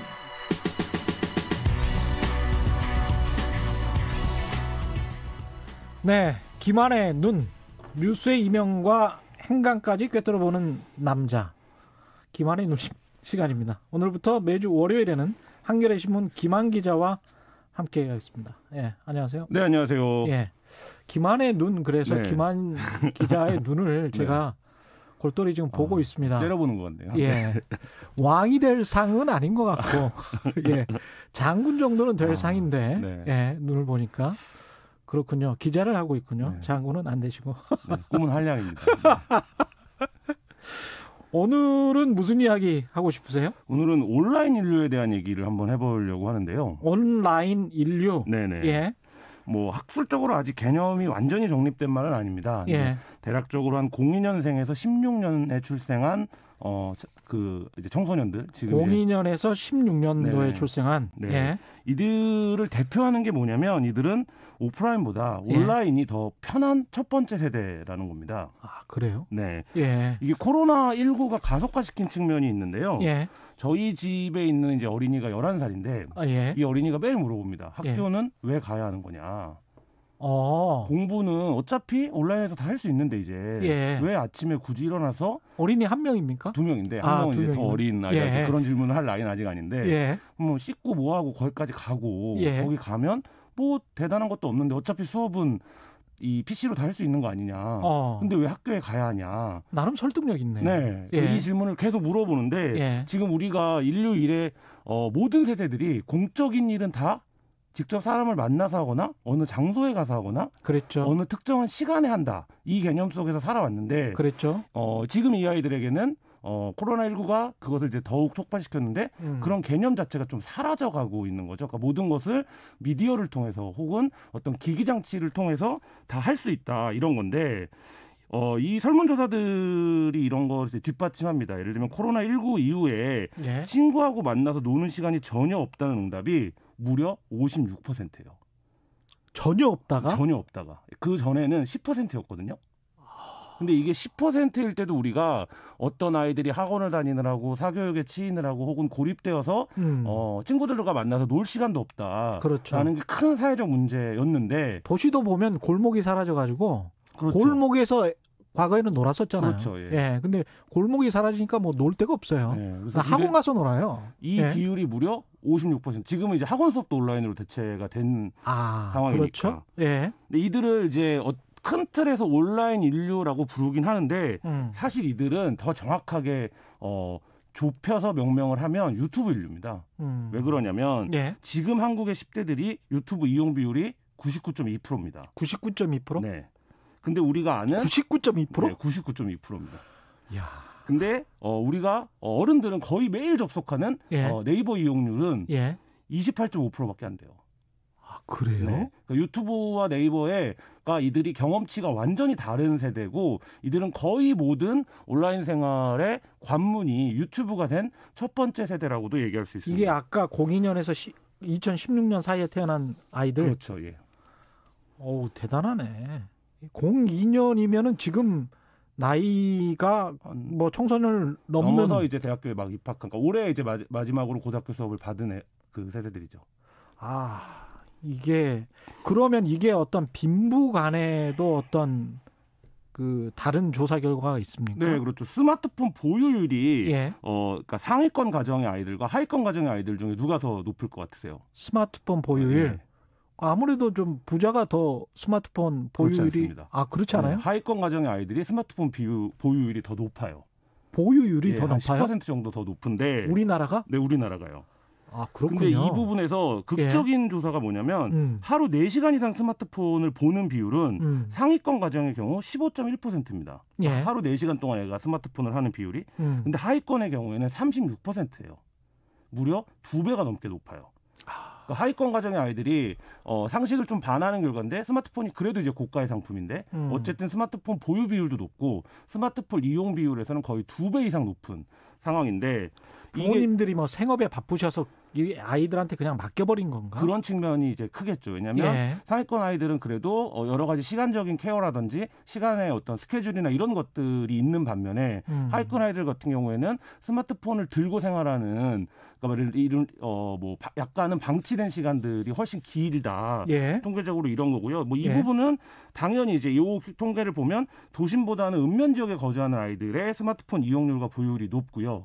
당연히 이제 스마트폰 이용률과 보유율이 높은 아이들이 게임이라든지 뭐 이런 이제 그 미디어의 다른 접근도 비율적으로 훨씬 높게 나타나는 것으로 조사가 되고 있습니다. 근데 그런 것만 보고 있으면 상당히 아이들 여러 가지로 정신 건강도 그렇고 육체 신체도 별로 좋지 않을 것 같은데. 그래서 이 아이들의 심리 분석을 해보면 본인들은 인지하지 못하는데 어떤 정서들이 나타나냐면 외롭다라는 정서가 나타나요. 그걸 보고 있는데 외롭다. 그게 보고 있는데 굉장히 자극적이고 말초적인 재미를 선사하고 있는데 내가 뭔가 외로운 것 같다. 내가 뭔가 우울한 것 같다. 그러니까 이게 어떻게 나타나냐면 온라인상에서 나에게 적극적으로 피드백을 해주기를 원하고 이게 이제 우리가 흔히 말하는 관종이라고 부르는 온라인상에서 이제 관심을 얻고자 하는 행위로 나타나기도 하고 더 극단적으로 가게 되면 이제 말하자면 온라인상에서의 어떤 좀 자기 연령대에 맞지 않는 행위들을 접하는 경로가 더 일찍 찾아오는 경우인데 외로우니까 관종이 되는 걸 수도 있겠네요. 그렇죠. 그렇게 연결이 될 수 있죠. 그래서 우리가 흔히 이제 어른들의 시각에서 보면 야 저거를 왜 온라인에 저렇게까지 다 공개를 하냐 아니면 왜 저런 사진을 올리냐 아니면 왜 저런 거를 다 알리냐 하는데 그게 문화적인 심리적인 틀에서 보면 외롭기 때문에 하는 행위일 수 있다. 이렇게 친구를 만나고 싶은 거구나. 어떻게 보면 그 속마음으로 들어가 보면 그죠? 그렇죠. 그러니까 지금 이제 가장 큰 문제는 뭐 우리가 이제 코로나 이후에 여러 가지 이제 비대면 사회라는 얘기들을 하는데 사실 이제 어른들의 경우에는 그럼에도 불구하고 이제 통제할 수 있는 기제들이 많이 있는데 이 아이들의 경우에는 거의 모든 아이들이 지금 학교를 안 간 지가 거의 1년여 되어 가고 있거든요. 그러니까 이 과정에서 각 연령대별로 필요한 사회적인 교류라든지 교육 관계들이 형성이 되는 것이 이제 굉장히 어려워졌고 그 부분을 스마트폰이나 미디어가 대체를 했는데 뭐 잘 아시겠지만 유튜브는 심의 검열 이런 부분, 그러니까 예를 들면 없죠. 네, 없고 어떤 거에 어떻게 접근할 수 있는지조차도 다 이제 통제가 안 되는 세계이기 때문에 여기서 지금 이제 우리가 현상적으로 보는 것보다 훨씬 더 심각한 어떤 괴리라든지 사회적인 문제가 이미 잠재적으로 잉태되고 있는 걸 수도 있다 이런 생각을 하게 됩니다. 외국도 똑같은 고민을 할 것 같습니다. 네, 마찬가지긴 해요. 그러니까 영국의 경우도 이제 90% 이상이 그 스마트폰이라든지 미디어를 보고 있다라는 이제 부분들이 조사가 나오고 있고요. 그다음에 이제 15세 이상이 되면 뭐 90% 이상이 이제 다 미디어를 봅니다. 근데 저는 여기서 주목했던 게 뭐냐면요. 어떻게 해야 됩니까? 네, 영국의 아이들 중에 가장 이제 플랫폼을 하나만 선택하면 뭘 보겠냐라고 물으면 여기서도 그 45%가 유튜브를 선택하는데 공영방송을 선택한 비율이 17%입니다. 공영방송을 보자. 세상에는 남자도 많고 기자도 많지만 그중 최고는 KBS 홍사훈. 똑똑하지, 정의롭지, 잘생겼지, 뭐 하나 빠지는 게 없는 홍사훈의 경제쇼. 이보다 완벽한 방송이 또 있을까? 오후 4시 5분부터 이제 경제도 홍반장, 저 홍사훈입니다.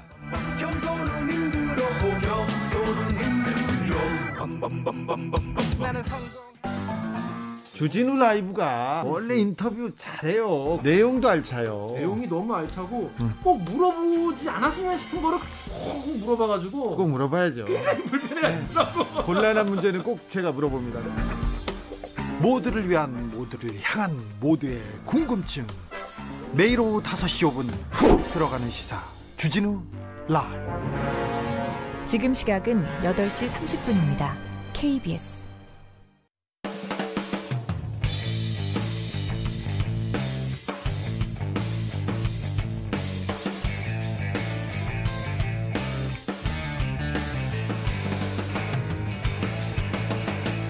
최경영의 최강 시사. 네, 바이든 미국 행정부가 출범한 지 보름여 지났는데요. 바이든 대통령, 문재인 대통령 첫 통화를 가졌었고요. 어제는 미국과 중국의 외교 책임자들이 직접 소통을 했습니다. 분위기는 별로 미국, 중국은 여전히 안 좋은 것 같고요. 바이든 행정부 본격적인 외교 행보에 앞서 우리 정부 역시 한미 동맹 강화, 한반도 비핵화에 속도를 내는 모습인데요. 통일연구원 홍민 연구위원과 함께 자세한 이야기 나눠보겠습니다. 안녕하십니까? 예, 안녕하세요. 지금 바이든 새로운 행정부 들어섰고 우리 정부는 한 2년도 안 남은 것 같죠? 예, 1년 반 1년 정도. 5개월 정도. 예, 1년 5개월 정도 남은 것 같은데 우리 정부는 뭔가를 좀 더 해야 되겠다. 남북관계, 북미관계를 위해서 그런 입장인 것 같습니다. 예, 그렇습니다. 아무래도 이제 그 남은 임기는 얼마 되지 않지만 예. 미국의 이제 새로운 정부가 출범을 했고 또 북한 역시도 전략적 기조를 좀 바꾸겠다라는 입장을 좀 내놓고 있기 때문에 예. 어떻든 그 차기 정부로 이어지는 평화 프로세스의 연속성 그리고 새로운 미국 정부가 한반도 평화 프로세스에 좀 더 긍정적인 방식으로 대북 정책을 펼칠 수 있도록 우리가 좀 가교 역할을 하고 좀 예. 중간지대를 만들어내는 부분에 있어서는 굉장히 적극적 행동이 요구되는 시기다. 그래서 아마 임기와 상관없이 상당히 중범위 수준의 이상의 전략 구상이 나와야 되는 시기가 아닌가 이런 얘기도 나오고 있습니다. 예. 지난주에 문재인 대통령과 바이든 대통령 첫 통화를 했는데 이게 청와대는 한미 동맹 강화와 함께 포괄적인 대북 전략에 조속한 마련에 공감했다. 이거는 이제 일종의 이제 수사입니다. 근데 포괄적인 대북 전략의 조속한 마련, 우리 정부는 원하는 건데 미국 정부가 출범한 지 그리고 국내 현안이 저렇게 많은데 코로나19 상황에 뭐 줄어들었다고 하는데도 사망자가 2,000명 정도 되는 상황에서 바이든 행정부가 속도를 낼 수 있을까요? 예, 근데 뭐 어떻든 그 한미 정상이 통화한 내용을 가지고 그 청와대 발표와 백악관 발표가 다소 어떻든 입장이 서로 다른 거기 때문에 예. 묘사하는 방식은 좀 다르지만 기본적인 공감대는 이미 있어 보입니다. 미국 국무부는 뭐라고 묘사를 했습니까? 백악관에서 발표를 예. 직접 했고요. 3가지 정도의 문장으로 발표를 했습니다. 두 정상은 조선민주주의인민공화국과 관련해 긴밀하게 조율하기로 합의했다. 긴밀하게 조율하기로 합의했다. 예, 이렇게 얘기를 했고요. 우리 정부 역시도 포괄적인 대북 전략 표현은 좀 달라 보이지만 예. 어떻든 한미가 상당한 공조와 협의를 통해서 공통된 입장을 서로 내놓는 것이 굉장히 중요하다는 입장을 양쪽에 중요한 공감대로 좀 보여지고요. 근데 우리는 이제 포괄과 조속한 말이야. 이 포괄, 컴프리헨시브라는 이 말과 조속, 이 말이 들어가 있단 말이죠. 근데 미국 쪽은 그게 없다는 거죠. 예, 그래서 백악관 발표를 지나치게 너무 뭐랄까요. 확대 해석할 필요는 없다고 보는데요. 그 이유는 뭐냐면 지금 백악관이 발표한 내용들에는 굉장히 중요한 대목들이 많이 있습니다. 예. 아까 제가 말씀드린 것처럼 조선민주주의인민공화국과 관련해라고 얘기했습니다. 그래서 북한 백악관에서는 DPRK라고 표현을 했거든요. 예. 보통 미국 정부에서 그렇게 표현하는 경우가 없습니다. 대부분 그냥 노스코리아라고 보통 표현을 하는데 그렇군요. DPRK를 예. 표현한 부분 그리고 그 전에 지난달이죠. 지난달에 통화할 때 지난달에도 역시 같은 표현이 유사하게 등장했는데 예. 한반도 비핵화와 관련해서 협의를 한다라는 표현을 또 썼습니다. 그러니까 예. 미일 정상 간의 통화를 할 때 한반도 문제와 관련해서 발언을 할 때 한반도 비핵화와 관련된 협의를 하겠다라는 얘기를 했거든요. 그 말은 뭐냐면 다 싱가포르 합의문에 들어가 있는 표현들입니다. 아, 그래요? 그러니까 예. 이것은 어떻든 상당히 바이든 정부가 지금 대북 정책을 검토하고 있는 과정이기 때문에 북한 문제에 있어서는 섣불은 발언을 하지 않겠다. 상당히 신중하게 하겠다라는 이제 모드를 취하고 있는 것이고요. 또 한편에서는 지금 국가안전보좌관이 설리반도 그렇고 그다음에 토니 블링컨 국무장관도 그렇고 대부분의 발언이 상당히 대북 정책을 우선순위에 두고 신속하게 정책을 수립하겠다는 모두를 계속 견지를 하고 있습니다. 우선순위에 둔다라는 것은 우리가 생각했던 만큼 뒤로 밀려져서 뭐 전략적 인내로 이 정책이 상당 부분 후순위로 밀린다. 뭐 이런 예상하고는 좀 달리 상당 부분 신속하게 전개할 가능성이 높고요. 또 하나는 뭐냐면 대북 정책이 본격적으로 수립돼서 그것에 입각해서 정책이 추진되기 이전이라도 북한과 관련해서는 아주 정세 관리를 예민하게 하겠다라는 취지가 좀 보여요. 예. 예, 그 말은 뭐냐면 어쨌든 북한이 그 전략적인 도발이라든가 또 그거에 준하는 어떤 도발을 또 할 가능성도 있기 때문에 그렇게 될 경우에는 바이든 정부가 좋은 정책을 펼치고 싶어도 초기에 운신의 폭이 확 줄어들게 되거든요. 그렇기 때문에 어떻든 북한을 정세적인 차원에서 초기에 관리를 하는 것은 지금 바이든 정부가 매우 염두에 두고 있는 부분이다. 그런 측면에서 아마 그 청와대 측에서의 그 설명, 소위 이제 포괄적인 어떤 대북 전략 구사라는 것은 긍정적인 측면에서는 상당 부분 비핵화뿐만 아니라 평화 체제, 대북 제재 해제까지 포함하는 상당히 포괄적인 영역을 통해서 아마 정책이 구상되도록 한미가 상당히 공조를 할 것이다라는 취지로 보일 수 있고요. 또 한편에서는 좀 부정적인 측면은 민주주의나 인권과 관련된 부분까지도 상당 부분 그런 포괄성 안에 넣을 수도 있는 부분들 이것까지도 고려해서 아마 나온 얘기일 수 있을 것 같습니다. 트럼프 행정부와 달리 그 바이든 행정부는 현장 경험이 많고 그쪽 분야에서 굉장히 오랫동안 일했던 사람들을 지금 스텝으로 많이 앉혔잖아요. 이 외교 안보 분야도 마찬가지죠. 예, 그렇습니다. 외교 안보 분야의 거의 전반에 걸쳐서 과거 한반도 정책을 거의 대부분 직간접적으로 거의 관여했던 사람들이 대부분 외교안보 참모진으로 좀 구성이 됐고요. 예. 특히 그중에서는 이란 핵협정에 거의 직접적으로 거의 그걸 만들어내는 데 있어서 기여했던 사람들이 대부분 포진돼 있습니다. 그래서 이란의 모델, 이란처럼 어떻게 비핵화 논의를 전 세계적으로 어떻게 끌어들여서 그래서 어떤 기구를 만들고 비핵화를 감시를 하고 그다음에 어떤 제재를 풀어주는 그런 수순 그걸 기대하시는 분들도 좀 있는 것 같은데. 예, 맞습니다. 그래서 상당히 가능성이 높다고 보는데요. 예. 이미 이제 바이든 진영 내에서는 인수위 시절부터 다양하게 그 페이퍼들이 올라갔습니다. 그러니까 대북 정책을 어떻게 펼칠 것인가에 대한 대북 정책에 관련된 페이퍼들이 올라가는데 그 내용들의 상당 부분은 이란 핵협정과 같이 핵군축 모델을 북한에 적용하는 부분입니다. 그 내용들은 우리처럼 뭐 우리가 얘기하는 것처럼 핵군축이라는 것이 비핵화를 하지 않고 그냥 핵을 줄인다는 그런 개념이 아니라 비핵화를 전제를 하되 다만 접근 방식에 있어서는 좀 단계적이고 그다음에 장기적인 차원 그리고 상당히 엄격한 검증을 동원해서 다자적인 형태로 이루어진다라는 개념입니다. 그래서 이란 핵협정의 확장 심화 모델을 생각하시면 될 것 같습니다. 예, 그래서 이렇게 접근할 경우에는 초기에 굉장히 종합적이고 포괄적인 핵 동결이 이루어져야 됩니다. 모든 활동이 일단 중단되는 그리고 거기에 대한 국가 정찰 자산을 동원한 검증이 이루어지고 특히 이제 핵과 관련된 범위와 그다음에 검증의 한도를 설정을 하고 그것이 합의되면은 일정하게 핵협정을 맺고 핵협정을 맺은 걸 가지고 핵 군축이 단계적으로 장기적으로 진행되는 방식인데 뭐 기간을 딱히 아직 뭐 확정한 것은 아니지만 상당히 긴 템포, 긴 과정으로 그 핵 군축을 진행한다라는 것이 그 내부적으로 상당 부분 설득력 있게 좀 논의되고 있는 부분이 있습니다. 그렇게 만약에 논의가 진행이 된다면 중국의 역할이 굉장히 중요해질 것 같기도 합니다.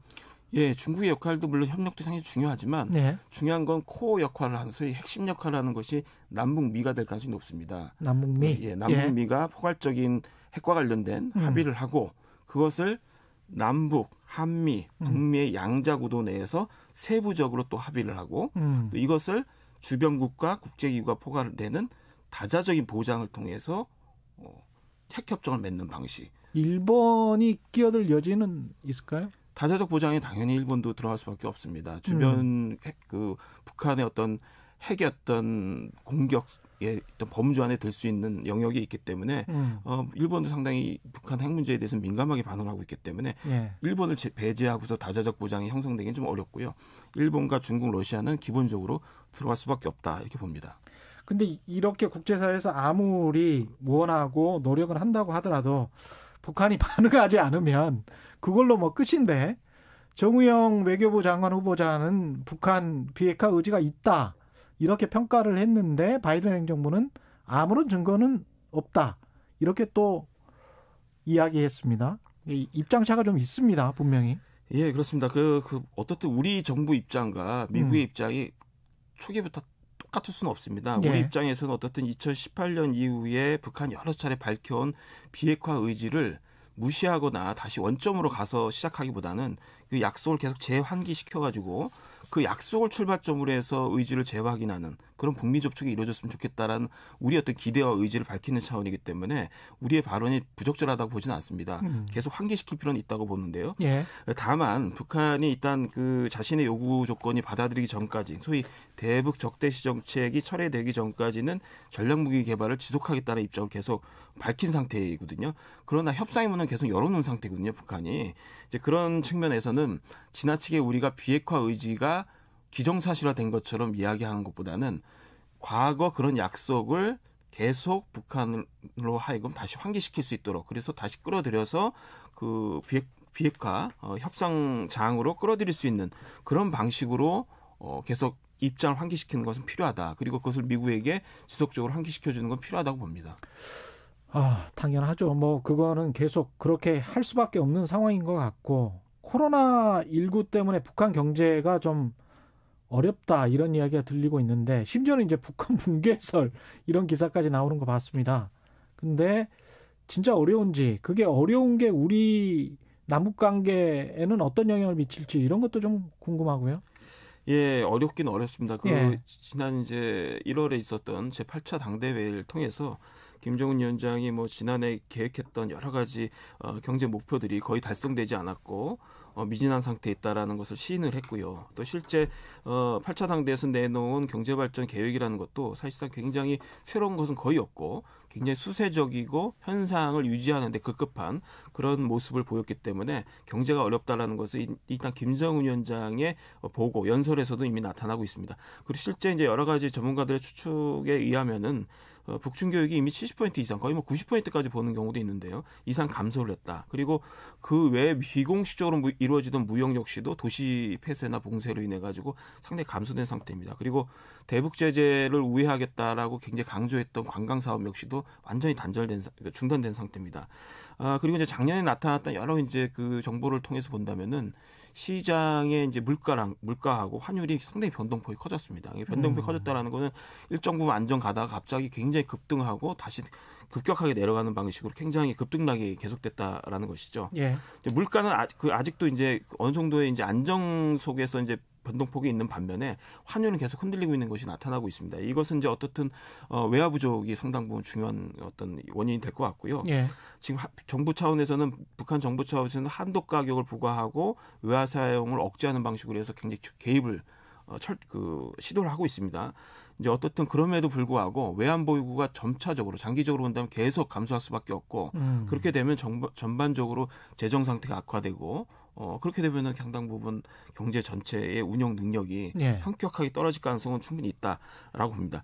이제 그럼에도 불구하고 전체적으로 북중 간의 비공식적인 다양한 지원 형태 이런 것들을 고려하는 필요가 있고 정부가 여러 가지 그 정책적으로는 수세에 있지만 시장이라는 것이 거의 한 30년 가까이 지금 북한에서 작동을 해왔기 때문에 시장을 통해서 어느 정도 완충하는 부분들은 아직은 상당 부분 버틸 만한 수준에서 계속 시장이 돌아가고 있다라는 것이죠. 중국이 옆에서 어느 정도 몰래 원조를 해주고 그러는 측면도 있지 않을까요? 민간이든 정부든. 예, 뭐 그 발언은 상당히 신중해야 됩니다. 외교적인 차원에서 뭐 또 중국이 상당 부분 부적절하게 생각할 수 있는 발언일 수 있기 때문에 다만 근데 어떻든 북한이 다양한 방식으로 북한의 급격하던 변동, 급격한 사회 변동이나 경제 변동에 대해서는 상당 부분 완충하려는 노력을 직간접적으로 할 수 있다라고는 봅니다. 그렇기 때문에 과거 1990년대 중반과 같은 경제난이 올 것이다. 그런 수준으로 전락할 것이다라고 보는 것은 지금 현 상태로서는 그런 상태까지는 아니다라는 것이죠. 경제난이 올 때마다 북한 정권 그 붕괴 시나리오 이런 이야기를 많이 나왔는데 실제로 이제 정권이 붕괴되거나 그런 일은 없어가지고요. 지난달 노동당 8차 당대회에서 북한이 한미 연합훈련 중단, 남북관계 개선의 전제 조건이다 이렇게 이야기를 했는데 이건 늘 있어왔던 이야기죠. 예, 있어왔던 이야기이기도 하고요. 이게 굉장히 중요한 어떤 그 지표가 됩니다. 북한에게는. 뭐가 있냐면 일단 이 한미연합훈련 중단은 트럼프 대통령과 구두로 합의했던 사항이고요. 한미와 관련된 문제이기도 하고 남북과 관련된 문제이기도 합니다. 그렇기 때문에 한미연합훈련을 건드리면은 남북 관계를 건드리는 것으로 표면적으로 보이지만 또 내부적으로 한미 동맹을 건드리는 문제가 되고 북미가 합의한 문제를 계승할 것이냐까지도 이제 계산될 수 있는 부분입니다. 그렇기 때문에 의도적으로 이 부분을 굉장히 중요하게 건드려 줌으로써 한국이 미국을 설득하도록 압박하는 효과도 있고 그리고 미국이 과거 트럼프 대통령과 했던 합의를 계속 유지해라라는 그리고 또 한편에서는 자신에게 향하고 있는 미국의 대북 적대시 정책을 철회하라는 자기네 요구 조건을 환기시키는 효과도 갖고 있습니다. 그런 측면에서 상당히 전략적으로 전술적으로 중요하게 이제 제기한 문제로 봐야 되는데요. 어떻든 이걸 통해서 한미가 여기 어떻게 대처하느냐를 보고서 자신의 어떻든 강경한 입장으로 미국을 대할지 또 대남 전략에 있어서는 좀 더 강경하게 갈지 좀 더 온건하게 갈지를 어떻든 명분을 찾을 수 있는 상당히 중요한 구실 역할을 할 수 있습니다. 그리고 어떻든 협상의 지렛대라 할까요? 이런 부분에 있어서 완전한 우위는 아니지만 어떻든 이것을 지렛대로 해서 상당 부분 협상의 우위를 점하려고 하는 그런 측면이 있다고 보고요. 우리 정부나 미국 입장에서는 그러면 연기하거나 이럴 가능성이 있나요? 일단 그 전시작전권 환수 문제이기 때문에 이게 쉽게 결정할 수 있는 문제는 아닙니다. 그렇기 때문에 어쨌든 규모와 수준을 상당 부분 줄이거나 할 수는 있습니다. 근데 기존에 이미 키 리졸브라든가 이런 이름 명칭도 동맹 1구 또는 그냥 19-1 훈련 뭐 이런 식으로 이미 바꿔왔습니다. 바꿔왔기 때문에 그리고 실제 지휘소 훈련 수준으로 상당히 축소돼 왔죠. 그렇기 때문에 북한이 이런 지휘소 훈련조차도 사실 문제를 계속 삼는 것은 사실 적절하지 않은 부분이 있습니다. 근데 어떻든 정세 관리 차원에서 한미가 상당 부분 지혜롭게 이 부분을 처리할 필요는 있다. 근데 만약 이것을 기존의 수준 내지는 북한을 자극할 수 있는 수준으로 많이 하게 될 경우에는 북한이 이것을 문제를 삼아서 어쨌든 단거리급 무기 실험 정도, 그러니까 미국을 직접적으로 자극하지는 않지만 어쨌든 단거리급 무기 실험을 통해서 자신이 만약에 한미가 이렇게 나온다면 이렇게 강으로 대응할 수 있다라는 모드를 보여줄 수도 있고 또 한편에서는 중요한 것이 트럼프 행정부 시기에는 자신들이 단거리 미사일을 쏘게 되면은 트럼프 행정부에서는 대부분 그것을 익스큐즈를 해버렸습니다. 거의 그냥 문제를 삼지 않는 방식으로 갔기 때문에 과연 바이든 정부도 그렇게 갈 것인지를 가늠하는 방식으로 단거리 실험을 할 수 있는 명분으로 한미연합훈련을 문제 삼을 수도 있거든요. 그래서 어떻든 한미연합훈련에 대해서는 한미가 상당 부분 완전한 중단은 아니더라도 최소한 지혜롭게 규모 축소라든가 훈련 수준을 조정하는 부분은 고려를 해야 될 것으로 보입니다. 3월쯤이 또 리트머스 시험지가 될 것 같습니다. 오늘 말씀 감사하고요. 통일연구원의 홍민 연구위원과 함께했습니다. 고맙습니다. 감사합니다.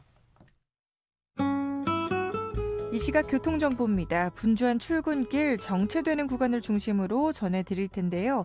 먼저 수도권 제일순환고속도로 일산에서 판교 쪽으로 김포 부근에 있었던 사고는 정리가 됐는데요. 일산 나들목부터 김포 나들목까지 정체는 아직 남아있고요. 서해안고속도로 목포 쪽은 팔곡분기점에서 비봉 부근 9km, 반대 서울 쪽은 광명역에서 금천까지 차가 많습니다. 서울 시내는 올림픽대로 공항 쪽으로 강동대교에서 한강대교까지 1시간 정도 소요되겠고요.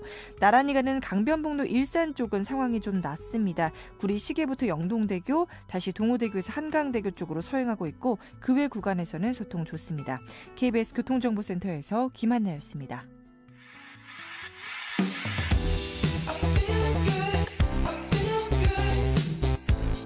세상에 이익이 되는 방송 최경영의 최강 시사.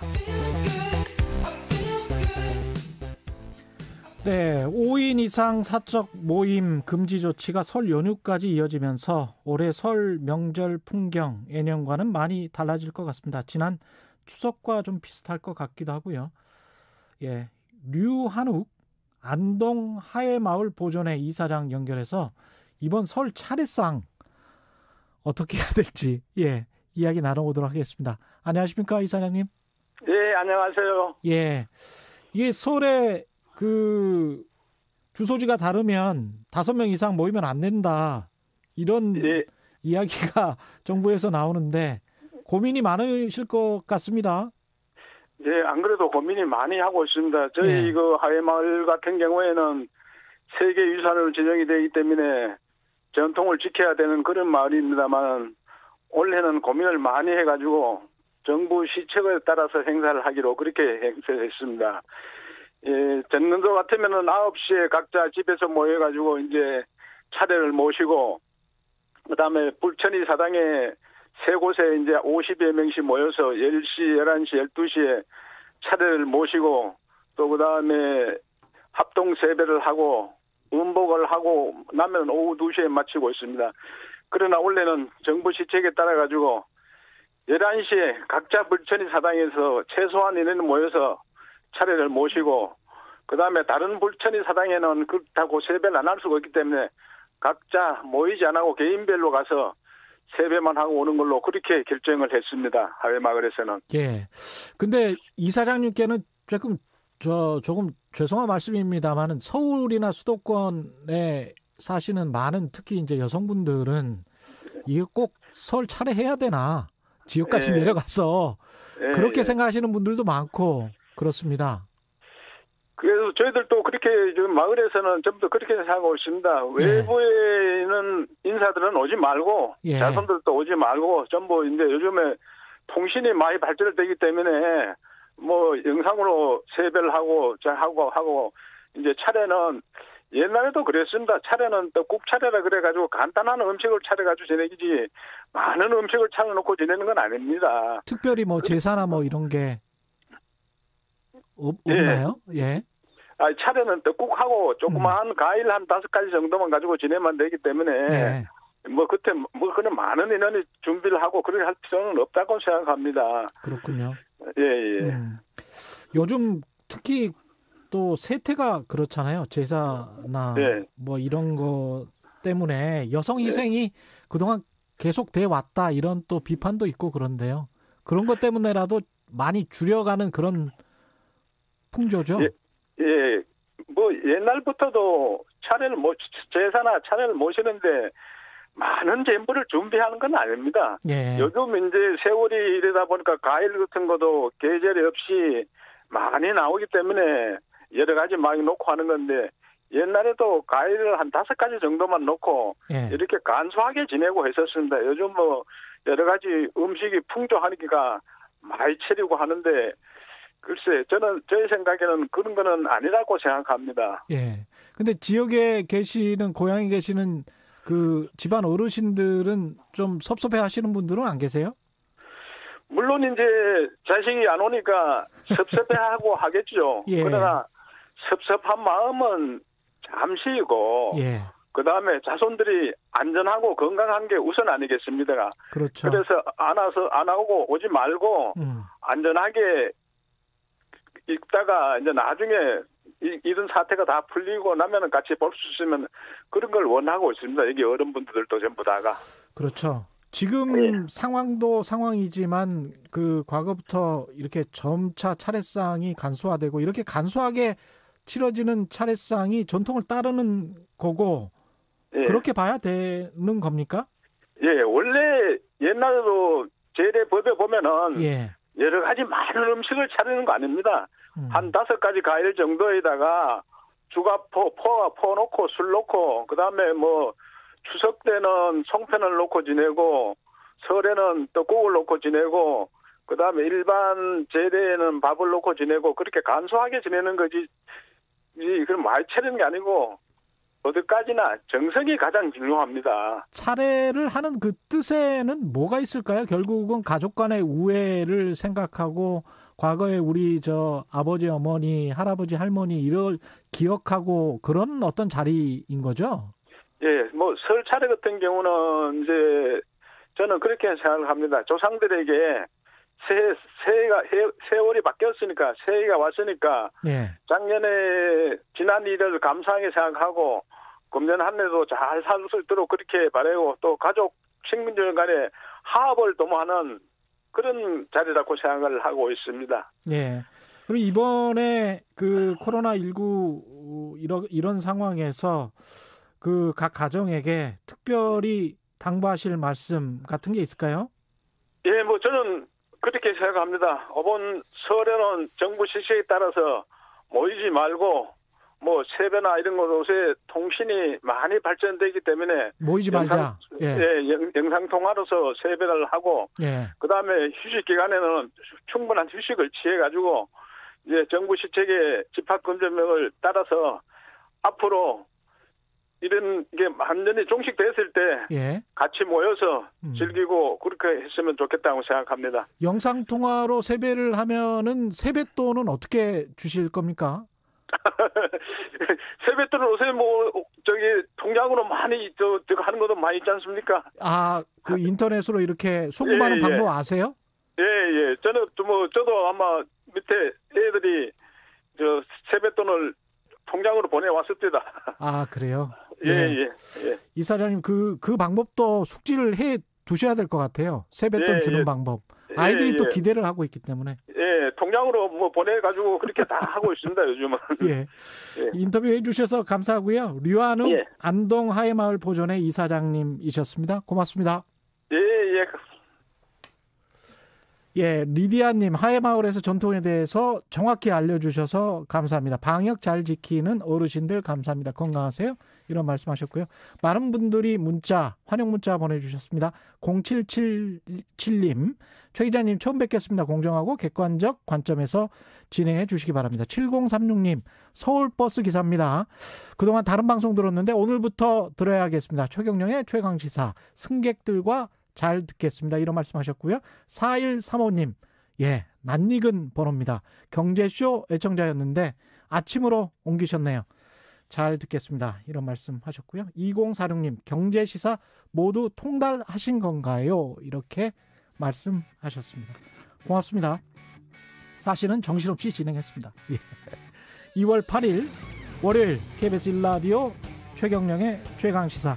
저는 약간 정신없는 아침이었지만 여러분은 온전한 하루 보내시길 기원합니다. 저는 KBS 최경영 기자였고요. 내일 아침 7시 20분에 다시 찾아뵙겠습니다. 고맙습니다.